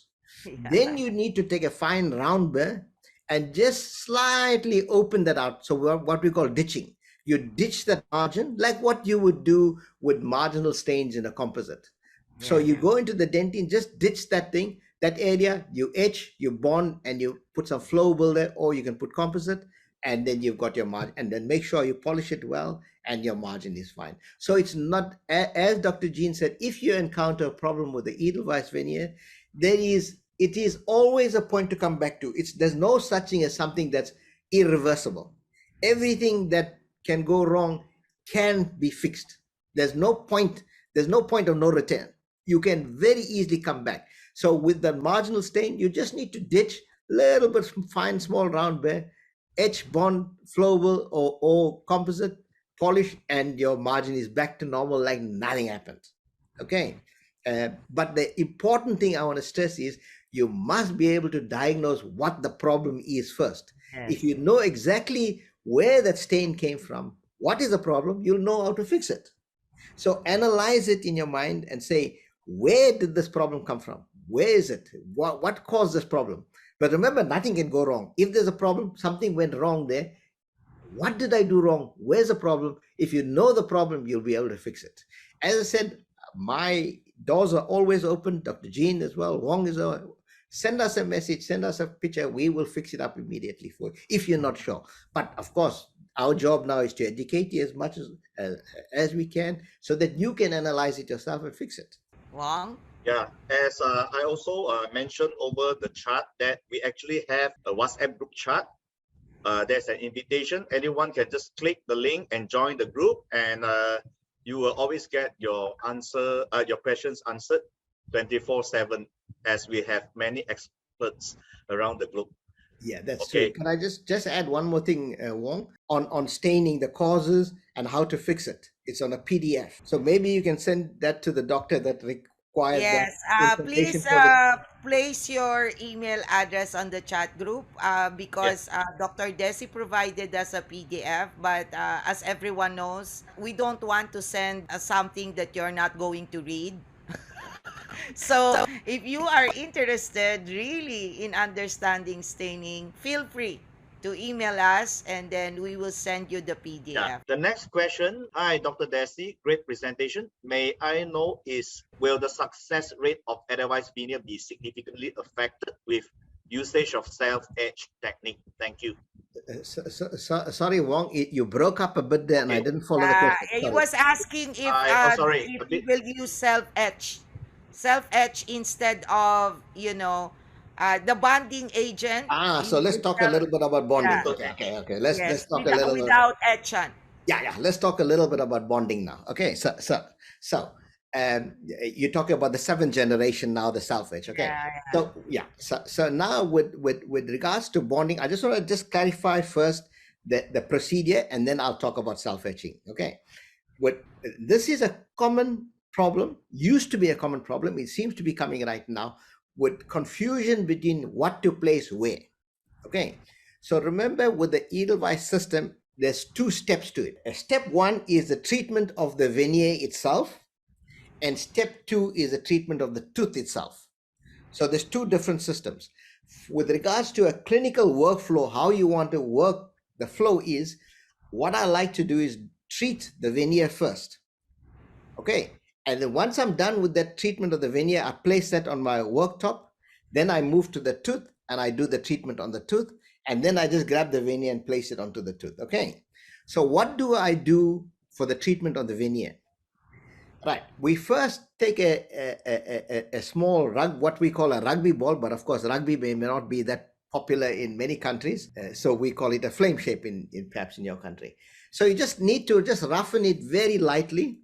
And the reason the veneer is roughened is because you remember with the laser sintering and the vitrification process, it goes through the entire thickness of the veneer. So the inside is also a bit smooth. And because it's so smooth, there may not be enough attachment area. So we need to just roughen it so that you get a good bond. So just very lightly, very lightly. You don't want to remove the veneer structure itself. Just roughen it and just rinse that off and air dry it.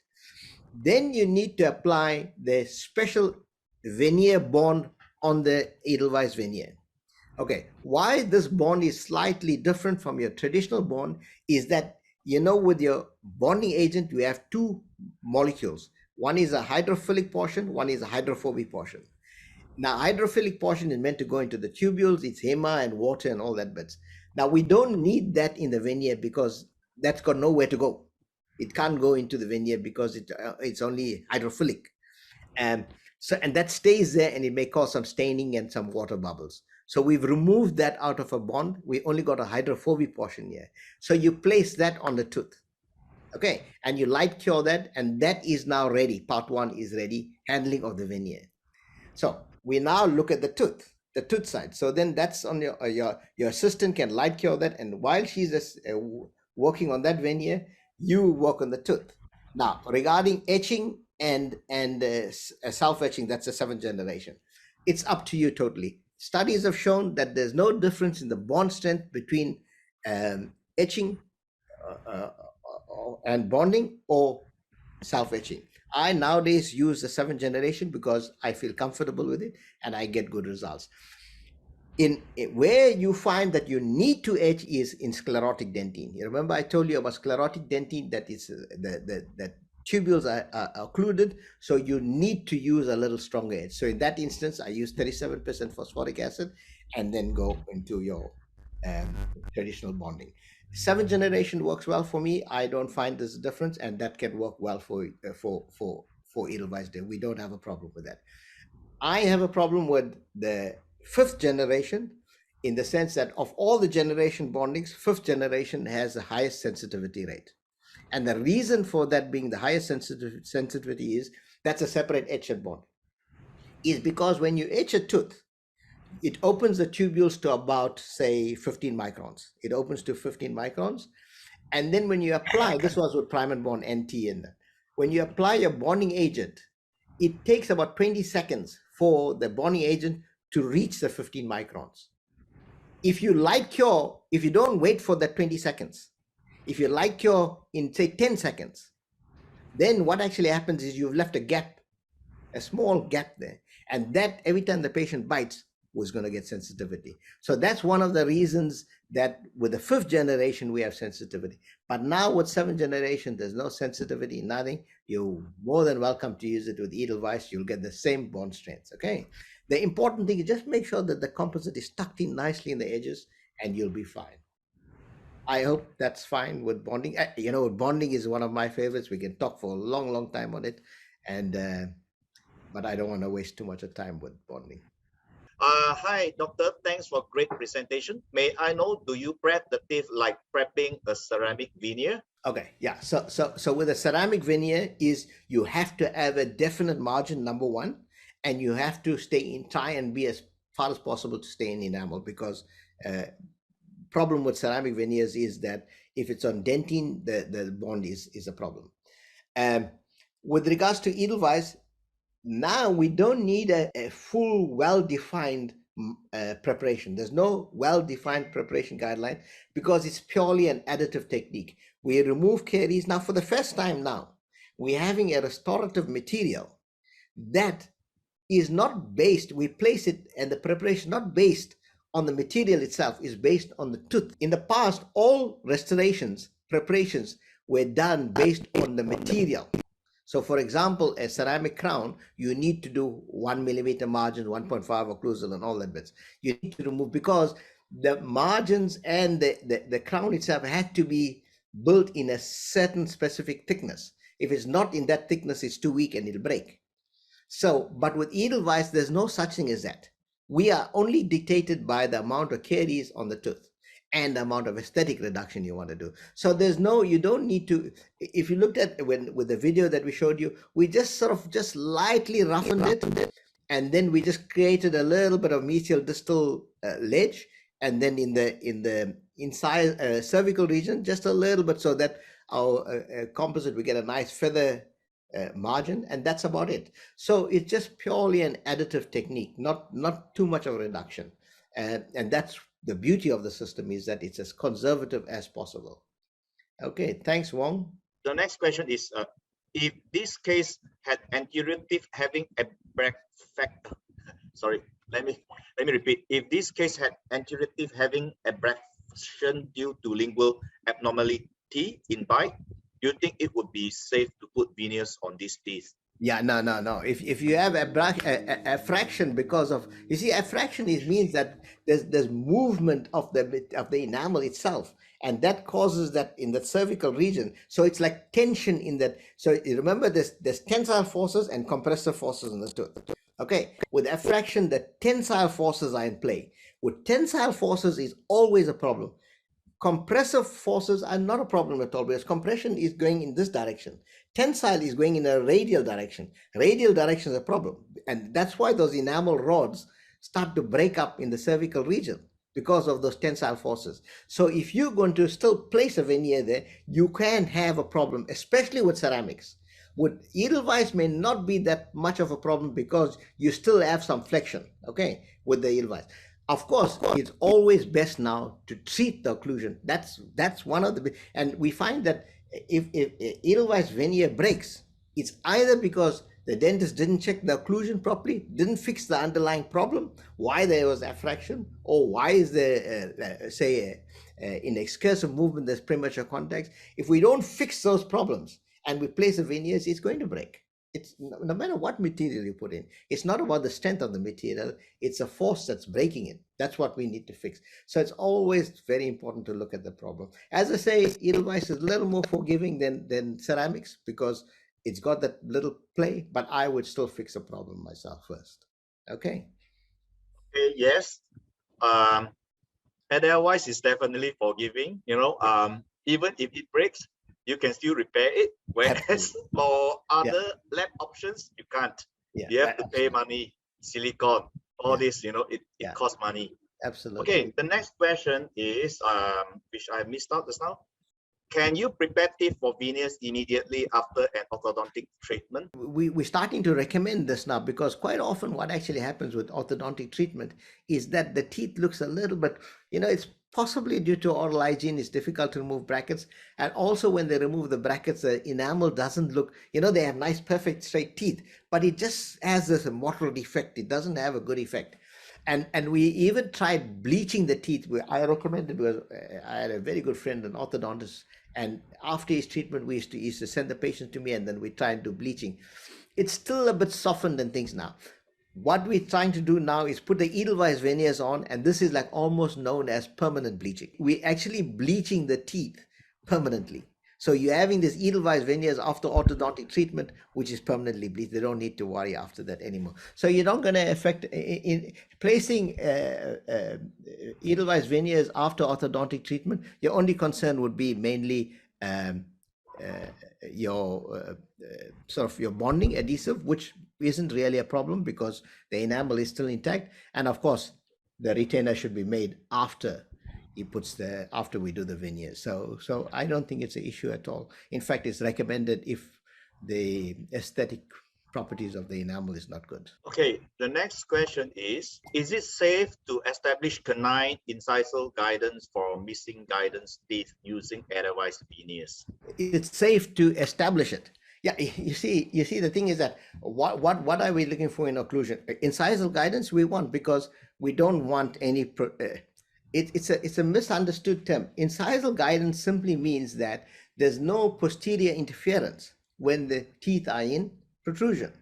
Canine guidance means that on the non-working side, on the working side, that's the side that the joint is moving, the canine should be only guiding the jaw, and there should be no contact or posterior disclusion on the working side.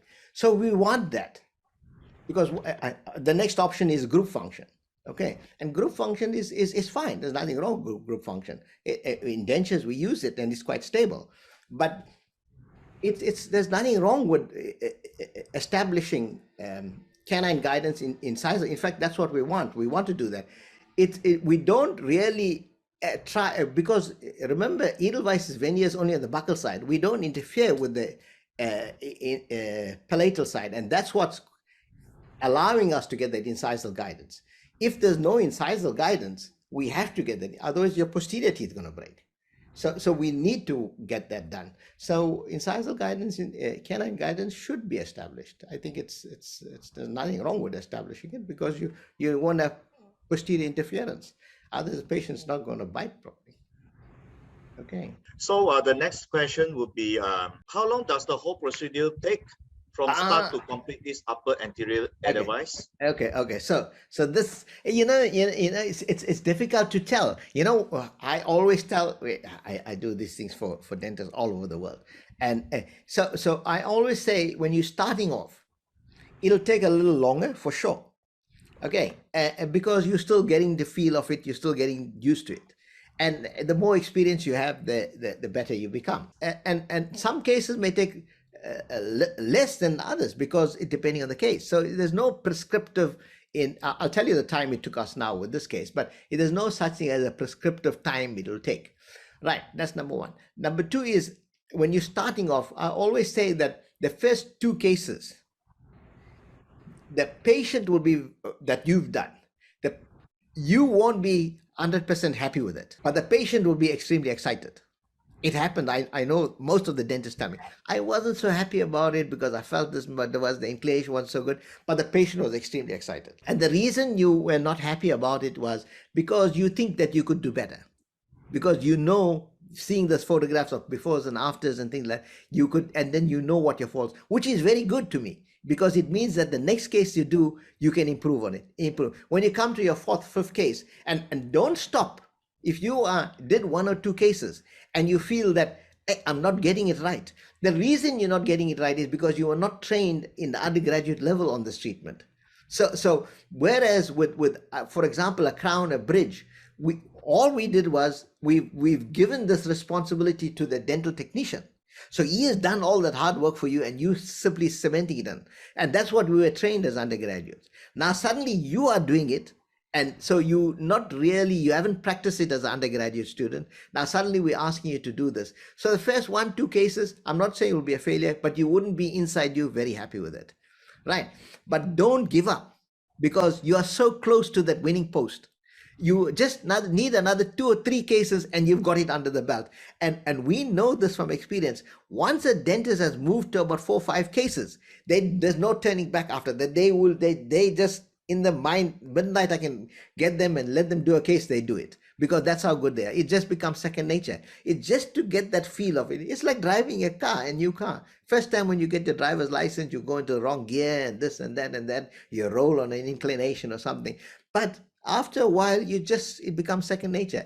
So that's why I always said, don't give up in that first 2, 3, 4. Start off with simple cases, do just 2, 3 veneers or 4 veneers, and once you've passed that stage, then you can start go 6, 7 like that, and then you'll be fine. This case here, we started at about maybe 9 o'clock or so, and remember, this was a demonstration of students surrounding us and things. We were finished by about 12 o'clock or so. So 6 veneers should 2, 3 hours is you'll be done with it. I mean, some guy Stefan can finish in 1.5 hours or so because he's so used to it. But 2, 3 hours. In terms of profitability for dentists, of course, there's no answer for. I mean, there's no question about it that edelweiss is more profitable. We know that. You can do the sums in any country, whatever costs. Edelweiss is definitely more profitable because whatever money you make is in your pocket. You don't need to share it with the dental technician. It's time saving because once you're used to it, it's just becomes second nature. It's like putting composite fillings. That's how easy it is. So it's like very little prep. It's very little material used from your pocket. And the only material that will cost you is the edelweiss veneer, and you cement it and everything is in your pocket. So in terms of time, it saves you a lot of time compared to other treatments. It saves a lot of problems later. You're putting crown, you don't know later you're going to have this and other problems. It's everything that goes wrong can be reversed. So once you're used to it, very few things go wrong. So, and it's just usually discoloration or chipping, so which is very easy to fix. So it's definitely time saving and cost saving for the dentist. It's like a no-brainer with regards to that. Thank you, Wong. Okay, thanks. I have a question from Dr. Sydney N. Saikuo. Will it be able to mask the intrinsic stains or intracoronal bleaching still needed? No. Yeah, you don't need to do. We didn't. For example, this guy here that had this deep fissures that were stained. We don't need to do any other bleaching or anything like that because we've mastered. We've got cases. I mean, this was Gene just wanted a video of one case, but I mean, we can perhaps at some other time go through the different cases that we have with every discoloration. All we do is we mask that. We in fact what we've done, what we do as well is, sometimes when you have these porcelain fused to metal crowns, and sometimes the porcelain chips out, and then you have this metal showing. But there's nothing wrong with the tooth. The crown is fine, but it just aesthetically, the porcelain is out. You don't need to remove the entire crown. Because you remember something, you remove the crown, you got a chance of damaging the nerve and more problems. So all we do is we roughen that, and then we block it out with the opaque, and we place our veneers. So even that metal can be blocked out with edelweiss veneers. So discolored teeth and things is not difficult at all. In fact, that's the more common treatment that we do with edelweiss veneers. I have that on my tooth. Yeah, that's correct. Yes, I've seen the video on that. I had porcelain, and the porcelain got chipped off. I don't want the crown to be removed. Of course. And they just cover it with occlusion VD. Yeah, and Dr. Desi, and how long did that? How long? 6 years, I said. The 6 years. Well, look at that. See, and that is only the one that a missing tooth that we will with the replace. bridge. Yeah, Because we'll it do wasn't that. edelweiss, and the restoration, the bridge was like 15 years already. So what can you expect? It has extended its years because of edelweiss. So I really need to have it replaced already. And Dr. Desi, I think you really missed the question, because the question was, in the preparation of edelweiss, will it be the same in the way we prepare?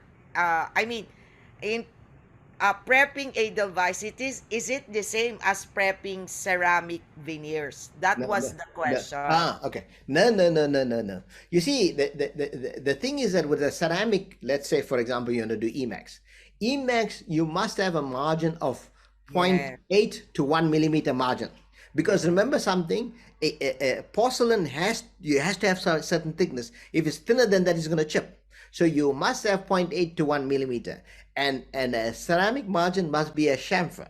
Okay, you can't have a shoulder butt joint because it's going to. Sorry, you must have a shoulder because if you're going to have a chamfer, it's going to have a feather edge, right? Yeah. So and then on occlusally you must have 1 to 1.5 millimeter because you must have those thicknesses. With edelweiss, you don't need those preparation guidelines anymore. That's what I was saying. We are not dictated by any material at all with regard to guidelines. You just need to roughen up, remove the caries, and that's it. And then your edelweiss veneer will go in. So your preparation guidelines is only dictated by the amount of caries removal and little bit of roughening to get a proper bonding, and then the final placement of it for aesthetics. If you got your occlusion right, aesthetics, and that's it. So you don't need to be dictated by 1 millimeter here, 1.5 here, 2 millimeters here. That's not, you don't need that anymore. Okay. So I hope that answers the question now. Yeah, because dentists, because we are so trained already Of course. in Yeah, porcelain. that's the So the problem. tendency is that when we face something, we change the material, we still do the same thing. It's like transferring from amalgam to composite. Yeah, yeah. You know, the composite is extension for prevention. Amalgam is extension for prevention, and then composite just remove the caries. Yeah, See, you but we're so used to that we tend to apply what we have been used to and expect that there's not gonna be a change. So, you're uh, absolutely correct. Yeah, you're yes, absolutely. We know that change because if you are doing class one composite, people still make the dovetail and they go yes, around and they do that. It's totally not yes, necessary. If you have distal caries, yes, just make a hole there and put composite. It's enough. But we yes, still have in our mind: is there enough retention? Must I have this? Must I have this? A yes, line angle must be parallel retention form. There's no such thing as with edelweiss veneers. We need retention form, resistance form. That's those two forms are gone. You know, retention form, resistance form that we do as guidelines for crown preps. We don't need that anymore. Those are gone. You don't need to worry about retention form, resistance form. You just need to remove caries, roughen, just make a slight margin so that you can see where you place your crown, and yes. that's it. That's about it. So And very good bonding. yeah, of course, bonding is Because always that. that is the most important thing. Yeah. Bonding is the main reason for failure. If a tooth debond, if a veneer debonds, I can tell you now straight away is two causes. Number one is the dentist didn't do the bonding right or didn't check the occlusion. No other Yes, reason I can tell you that the yes, material will never break. It is two reasons if it debonded. You didn't yeah. do the occlusion right or you didn't bond right. Those are only Correct. two reasons. If it comes out, you can redo it properly. If you check that, it'll stay for life. Okay, those are the main causes. Agree. Go ahead, Wong. Yeah. Okay. The next question is, Doctor, can you talk a bit about the occlusion adjustment for edelweiss veneer For edelweiss veneers, to stay yeah, long? Thanks. yeah. You see, the thing is that the edelweiss veneer is only on the buccal surface. We don't with the traditional veneers we go around into the go around the lingual And yeah, incisal. sorry, incisal. Yeah, sorry, thanks, Gina. I think I'm getting tired. We go around the incisal. You're so Do the popular. The incisal. questions so many. But it's good. It's good. There's a lot of questions. That's what we like. Yeah, and then it goes on the incisal, and then it goes on the lingual with traditional veneers. And then because remember with ceramic veneers, you need to go around them because of that. But now with the edelweiss, we don't go around there, so we're not interfering with the incisal guidance at all. So we don't have to adjust any occlusion just purely for edelweiss veneers. It's not interfering with your incisal guidance. Okay. Oh, I think Dr. Moika has a lot of interesting questions. She also just posted another question. I am astonished so far, Dr. Moodley, with your presentation and the material. Usually I do composite onlays for the video in Praxis as well, but would like to start with using edelweiss for onlay and overlays. On what should I be careful when doing the preparation? Could I do video with the edelweiss in the posterior section? I think video is we usually call it as OVD. Yeah. Yeah. Okay. Okay. Yeah. So the precautions that you need to worry about. Okay. So let's start first with the prep design. Okay. So just make sure that you have enough clearance, because the measurement for that is like 0.4 on the margin, 0.3 on the 0.2, sorry, 0.2 on the margins, and then 1 millimeter on the top. So if you've got enough clearance, then you're fine. I prefer, as far as possible, not to interfere with the contact points. If the contact points are there, keep the contact points. Don't interfere with nature if you don't need to. Okay. And when setting the veneer, two things that you need to watch out for. Your occlusal ridge should be, let's say for example, you're placing it on 3.6. The occlusal ridge should be in line with the 3.5 and the 3.7. That's the first thing.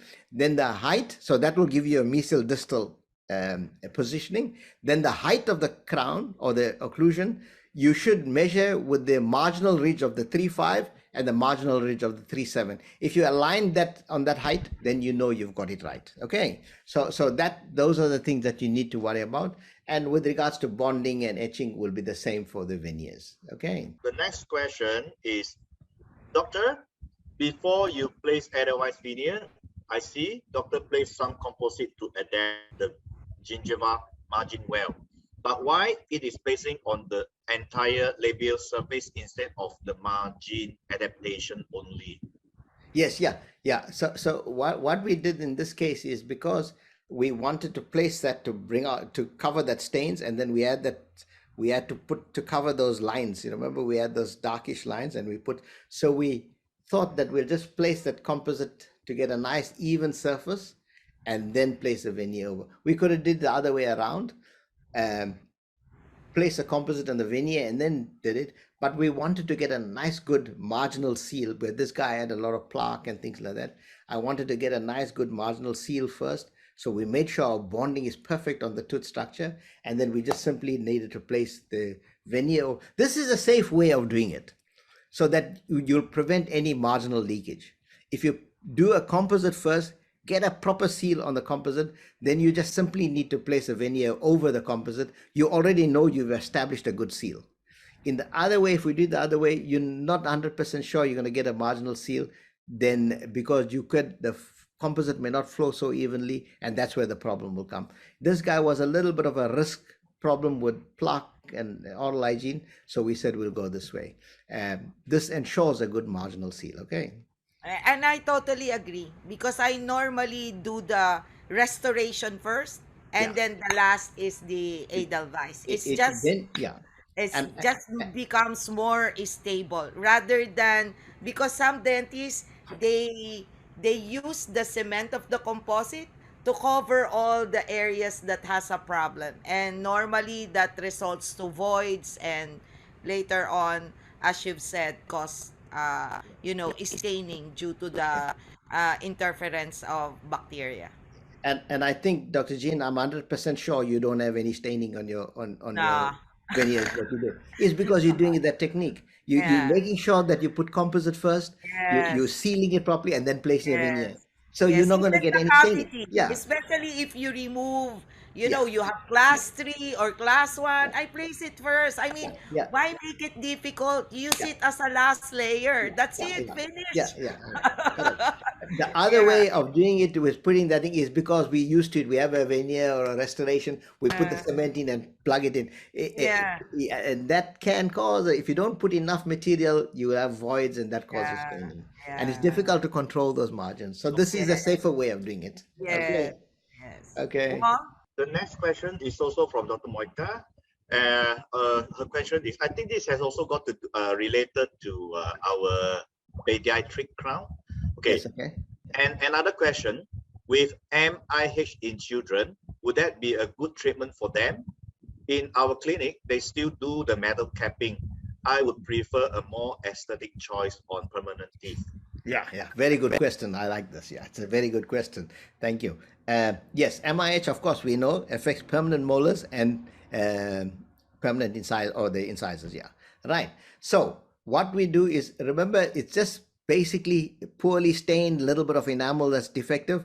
The what we are recommending now to I go to universities because this is a big problem. The incidence of MIH is quite high. It's almost 25%. So it is 1 in 4. um, so what we do is recommend now the occlusion VDs for the molars and for your incisors, your permanent edelweiss veneers. Okay, and that will solve your problem. You'll get good bonding, and the patient is fine. Why put metal crowns in the back? And it's not necessary. They're permanent molars. Put the occlusion VD. It's reversible. It's very easy to work. As the child is growing, if 5 years, 10 years, you can even change it. It's no problem. But they work so well. In fact, it is the answer now for MIH cases. Try it. It really works well, Dr. Moika. The good thing is in otherwise we also have the extra small size that fits the children cases, right? Yeah. Okay. The next question is, doctor, normally do you inject local anesthetic over each tooth before this prep started? Thanks. Yeah. So you don't need to use local anesthetic because this is just purely an additive state. Of course, if there's caries in the dentine, you need to clean up that, then you need to inject. But in terms of, again, it's determined by the amount of caries. But in this case that we did now, no local anesthetic, we just cleaned up, blocked it up, and that was it. Of course, he has sclerotic dentine, so he didn't feel much. If he is very sensitive, perhaps you need to, but most cases we don't. So it's just purely an additive procedure. If you need to inject, if he's very sensitive, then of course go ahead and inject. It's not a problem. But with regards to gingival management, you don't need to at all. Okay. Yeah. Okay. The next question, I like this question. Okay. Doctor, can you share us about your polishing protocol for otherwise? Yeah. Thanks. Yeah. So polishing is pretty simple as well. We try to make it as simple as possible. Not too complicated. You don't need a lot of equipment, instruments, or anything like that. So of course, initially you're going to use your Softflex disc or whatever disc you want to just around the margins to get rid of excess cement, and that can cause a little bit of roughening around the margins. Now, you use 2 cups generally, your green cup, and your gray cup.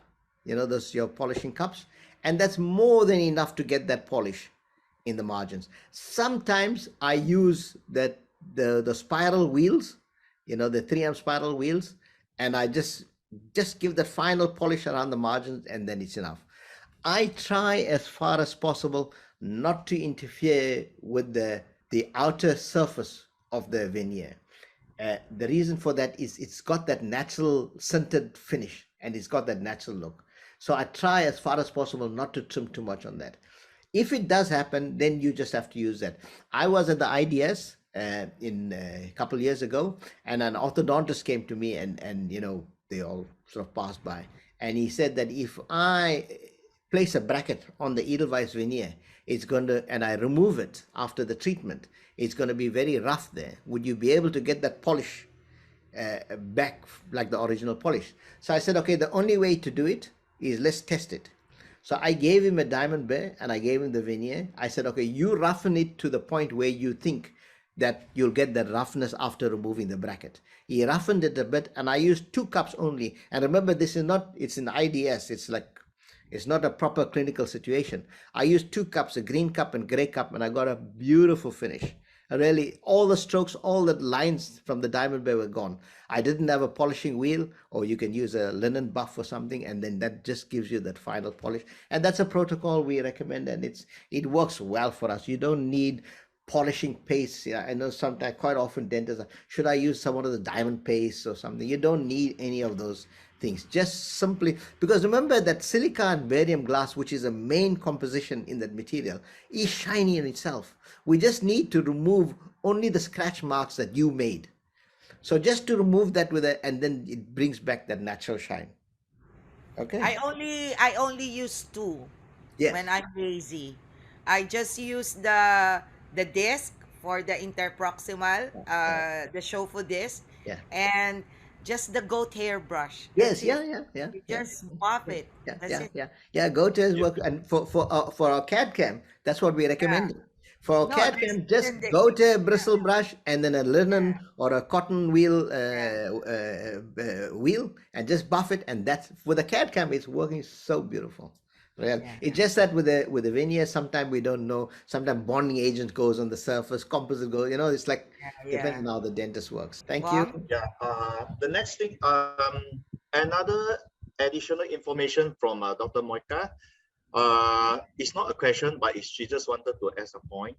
I meant our university clinic and public health clinic and bracket MIH situation and metal cappings, not our private clinic. I think she mentioned this just to explain on the ugly things that the dentist put on the metal Yes, cappings. yeah, yeah, yeah. But in the private clinics, it Ah, doesn't okay, okay, happen. okay, okay, okay. I As think a she was comment. trying to say Okay, that. yeah, of course. Yeah, Yes, yeah, yeah, yeah. yeah, yeah, Okay. yeah, The yeah. next question Yeah, is you see, the thing is that, sorry, how would you repair a chip otherwise? Sorry. yeah. So the problem is just to fill in back on that comment. Uh, Previously there was no solution for Okay. MIH that they had. That's why they put those metal caps on. Now we have a solution, the edelweiss occlusion VD. We have a solution, so you can use it. I understand in the past, because I know I go to a lot of university. They say we had. I said no. In the past you had nothing. Then that's why that was the only solution, was your metal crowns. Now we have something that works so beautifully. It works better than a metal crown, and plus it's aesthetically pleasing. So you must use this now, and that's what's happening now. They're starting to use it. So sorry, Wong. What was your question now again? Shall I repeat the question? Yeah, Okay, please. Yeah. just now, how would you repair a chip Ah, otherwise? yeah, yeah. So repairing is very easy to use. So if you so let's assume you've got a chip or a crack or anything. All you need to do now is just very lightly roughen that area, for two reasons. If there's some plaque and things like that, you need to remove that, and just roughen very little, and to try and get a little bit of on the margin, a little bit of a feather margin. So you just need a little so that you don't see that outline. So it's similar to if you're repairing a composite. So just get a little feather margin, you rinse it off. You can put etchant if you want to, if you think it's been contaminated with some plaque or saliva, okay? And you just need to the etchant will only be for a couple seconds only, just purely for washing. It does nothing to the material. And then you apply the edelweiss veneer bond on the veneer, on the crack portion. You air dry that so that there's no pooling around, and then you light cure that for 20 seconds. It is very important now to use the edelweiss composite to repair that, and of course you use the same color that you used, and so you use that because the material is the same, the composite material and the edelweiss veneer, it comes from the same composition, so you'll have a perfect 100% match. So you scalp that with your optoscalp or whatever you need to use, whatever instrument. You smoothen that out and light cure it, and then you use your two gray cup and blue cup, green cup and gray cup, and then you're done. So your polishing cups, and that's it. So the protocol for repairing is pretty simple. I've got a beautiful chart that I show the repairability. Wong, just remind me, and then I can send you the chart on how to, step-by-step clinical diagrams, how to repair it, and we can send it to the dentist. Okay. Okay. The next question is, doctor, does it mean that we should use otherwise bonding agent on the veneer? You mean that's for the repairing? Yeah. No, sorry, this is another question that Okay. actually Yes, yeah. for the previous call. Okay. So yeah, you have to use edelweiss veneer bond on the veneer itself. You cannot use your normal dentine bonding agent. If you use your normal dentine bonding agent on the veneer, your veneer is going to fall off, or it's going to stain. It's going to, I can tell you now. You have to use the edelweiss veneer bond on that. And the reason for that is because we have the hydrophilic portion. You remember I explained that earlier on, that you can only use edelweiss veneer bond on the edelweiss veneer. You cannot use your normal bonding agent on the veneer. If you use that, it's going to fall out. It's for sure. It's not going to work. So please only use the edelweiss veneer bond on the edelweiss. It has to be. That's like compulsory. Your dentine bonding agent goes on the tooth. You cannot use edelweiss veneer bond on the tooth as well. It's because of that explanation I gave earlier. Okay. This is always I always see this as a big confusion among the dentists because of the word veneer bond, and in fact it I is know. actually a silane. Yeah. And I always have to explain to the dentist Yeah. that don't confuse. No, Yeah. bond is bonding, and then the veneer bond is actually a silane. Yeah. So for the otherwise veneer surface, we cannot use bonding. Yeah. We have to use silane Yeah. Yeah. to modify the surface before we apply composite. Okay. Yeah. You are So the next question is for Bruxer. Yeah, for Bruxer, what should we take note in order for otherwise to stay? Or should a Bruxer be introduced otherwise in the first place? Yes, yeah, you can. You know, again, it's not about the material. It's not about the strength of the material. It's a force that breaks the material. It's not the material itself. So even if you put ceramic, a bruxer can break it. It's not about the strength of the material. So you have to treat the bruxism first. That's like a standard golden rule. You treat the cause first. What the problem is. Fix the problem. Once you fix that problem, then you put edelweiss. Edelweiss, in fact, the other day I was giving a lecture and they said, in fact, for bruxers, edelweiss is actually better than ceramic because it's got this little bit of elasticity, it's got a little movement. So you actually have a little bit of a play, which is very good for a bruxer. So you treat the patient, you put a splint, you fix it up. The patient wears splint at night if they're bruxing. Of course, you have to treat psychological problem if they've got stress or whatever. And then you use edelweiss veneers. You've got two advantages with edelweiss veneers compared to other materials. Number one is that it's got this little bit of flexibility. You want that, so it's a little bit forgiving, number one. Number two is if for some reason it breaks, you can fix it. If a ceramic breaks, you can't fix. You have to redo. So you can try to fix it, but 9 out of 10 times it doesn't work. Twice it can work. So it's not because of the chemistry of porcelain and composite. Okay, so it works. We've done lots of Okay. patients with bruxism, so it's not a issue at all. Yeah, right now I want to change a little bit. Instead of asking Dr. Yes, yeah, we Desi can. question Yeah, now, yeah. I noticed a few participants that actually want to ask questions. Okay, Dr. Moika, she also asked another question, but this question I can easily answer myself. Okay. Do you do hands-on workshop? I'm situated in Slovenia, so nearest would be Austria. Yes, we actually have my colleague. His name is Nico Boss. I would pass your case to Nico, and he will contact you, Dr. Moika. Don't worry. In fact, you are also invited to visit the head office in Wolfurt, Austria. So you can attend the workshop or even masterclass. Yeah. Okay. The next question is: does otherwise has a minimal thickness in order to prevent breakage? The second question: how about posterior otherwise? No minimal thickness. This is the question. Yeah. So the posterior edelweiss is 0.2. Sorry, 2 in the margin and 1 millimeter on the occlusal. So that's the measurements for it. Okay, so that's a standard measurement. For the veneers is 0.3, 0.6, and 1 millimeter. And where we got this measurement, that's natural enamel. So that those measurements replaces the natural enamel. So those are the standard measurements of the thickness of those. And the pediatric round is 0.5 all round. So those are the standard thicknesses. Okay, the next question. Doctor, you are saying just now if we increase the anterior length, should we do some adjustment to the occlusion? If yes, can you explain to us what kind of occlusion adjustment to be done? Thanks. So the important thing, and this is one of the main causes of chipping, is if you increase the incisal length of the tooth, so may have an interference in your protrusive movement. If you have that interference, you have to adjust that so that you don't have that interference. In other words, you must have this nice smooth incisal protrusion. Okay, so this is a common cause of, I get this quite often. A dentist puts those veneers on and then one chips. But what they've done is they forgot to check the incisal guidance. So you must make sure that there's nice smooth movement. And this is a common cause because if you don't do that, it's going to clip. And if it clips, then that's what causes the chipping. And it's typical, it's very easy to see that. It's like a very neat chip, it just chips off. And then you know straight away that what actually happened is In protrusive movement, there was a patient just slide and he grips it. Oh, so that's a common cause of it. Okay, so you just need to make sure that you have nice incisal protrusive movement. Thanks, Ron. There are also some questions that left on the chat because they overlooked my message to them.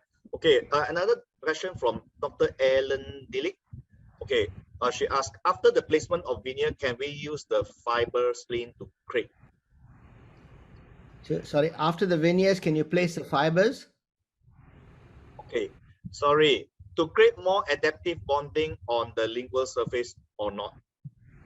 This is the question that is asked by Dr. Ellen. She wants more bonding on the lingual. I repeat. Yeah. After the placement of veneer, can we use the fiber spleen to create? And then she said, sorry, to create more adaptive bonding on the lingual surface or not? That's the question I just read out. So especially if there is more caries involved on that areas, which that's all. I'm misunderstanding the question, but I think if I understand the question is that if you need the fiber reinforced matrix in order to support if there is not much tooth remaining, and you're going to use edelweiss, and so that actually works really, really well. If we have periodontally affected teeth, this is like the answer. So in the past, what we had to do was put the fibers on the lingual side of the tooth, right? But you can't put it on the buccal side. So when you put it on the lingual side, for sure, it's going to interfere with the occlusion. So it's going to interfere with your incisal, lower incisors, right? But now we have the answer for it. So if you have those periodontally affected teeth and you want to stabilize those teeth, you place the fiber across on the buccal side. Okay, you ditch the buccal surfaces and you place your fiber across the teeth, and then you cover it with edelweiss veneers. We've got some cases that we can show you. We cover it with edelweiss veneers, and then now what you've got is actually the fibers that's going to reinforce those teeth, and then you have your veneers for aesthetics. So you have like a real stable. Then you don't need to worry. Those teeth the gingiva and periodontium just heals on its own because we kept the teeth stable. It's really the answer nowadays is placing fibers and edelweiss veneers over on the buccal side, not on the lingual side. Thank you, Yong. Okay. The other question is from another dentist. Which adhesive popular doctor use it? Sorry? That's what she. Which adhesive, which bonding that would which bonding you recommend? That's the question. You can use any bonding. I like the 7th generation. You can use a universal bond works that from Ultradent. GC works well. It's up to you. The new generation bonding agents like from Ultradent, that's universal bond. One coat works well, and genial bond works well. So those are the new generations. If you stick with that, you won't have a problem. Okay. Okay. There's a question. Hold on. Yeah. Okay. The next question is there any margin to be prepped on edelweiss veneer?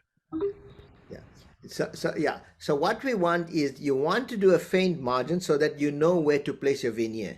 So you know where your veneer ends. So it's not like a margin as we traditionally know. It must be like 1 millimeter margin or 0.5. It's not about that. It's more so that you have you're going to roughen the enamel surface for sure, and just ditch that marginal area like what you saw in the video, so that you know exactly where your veneer can go in. Okay. And remember, it's the thickness of the veneer and the margin is 0.3. So it's almost like a faint thin margin. So it's not, you don't need to ditch anything like your old traditional margins.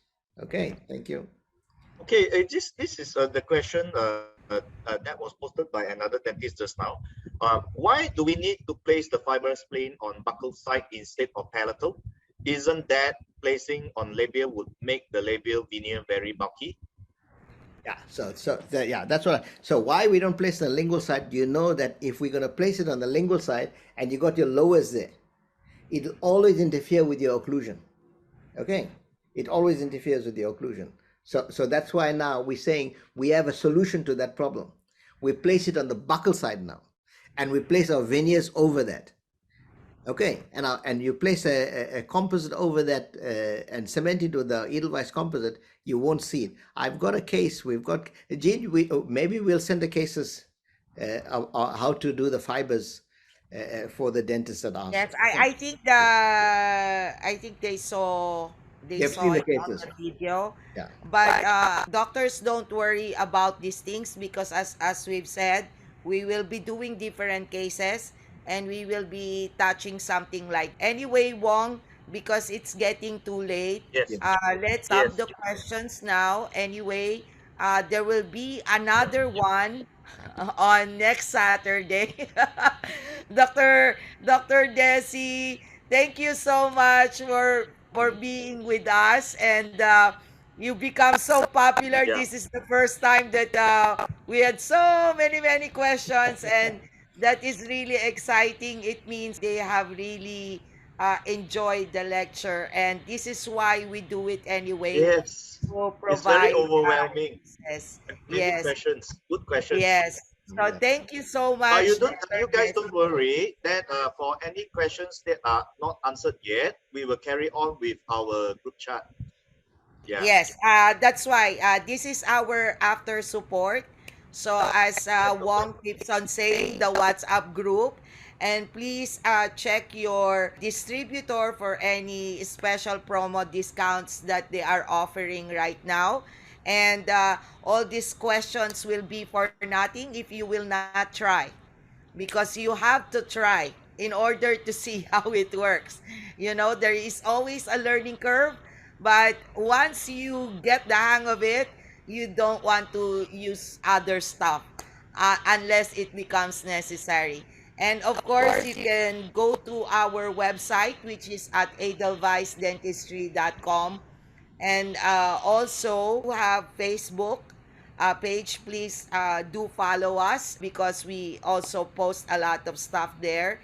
And we also have the main official page of Edelweiss. We have the Asia one, and this is the main official page on Facebook. And then also we have a YouTube channel if you want to check the videos for different treatments. Okay, so that's Edelweiss Dentistry. And of course, again, thank you so much.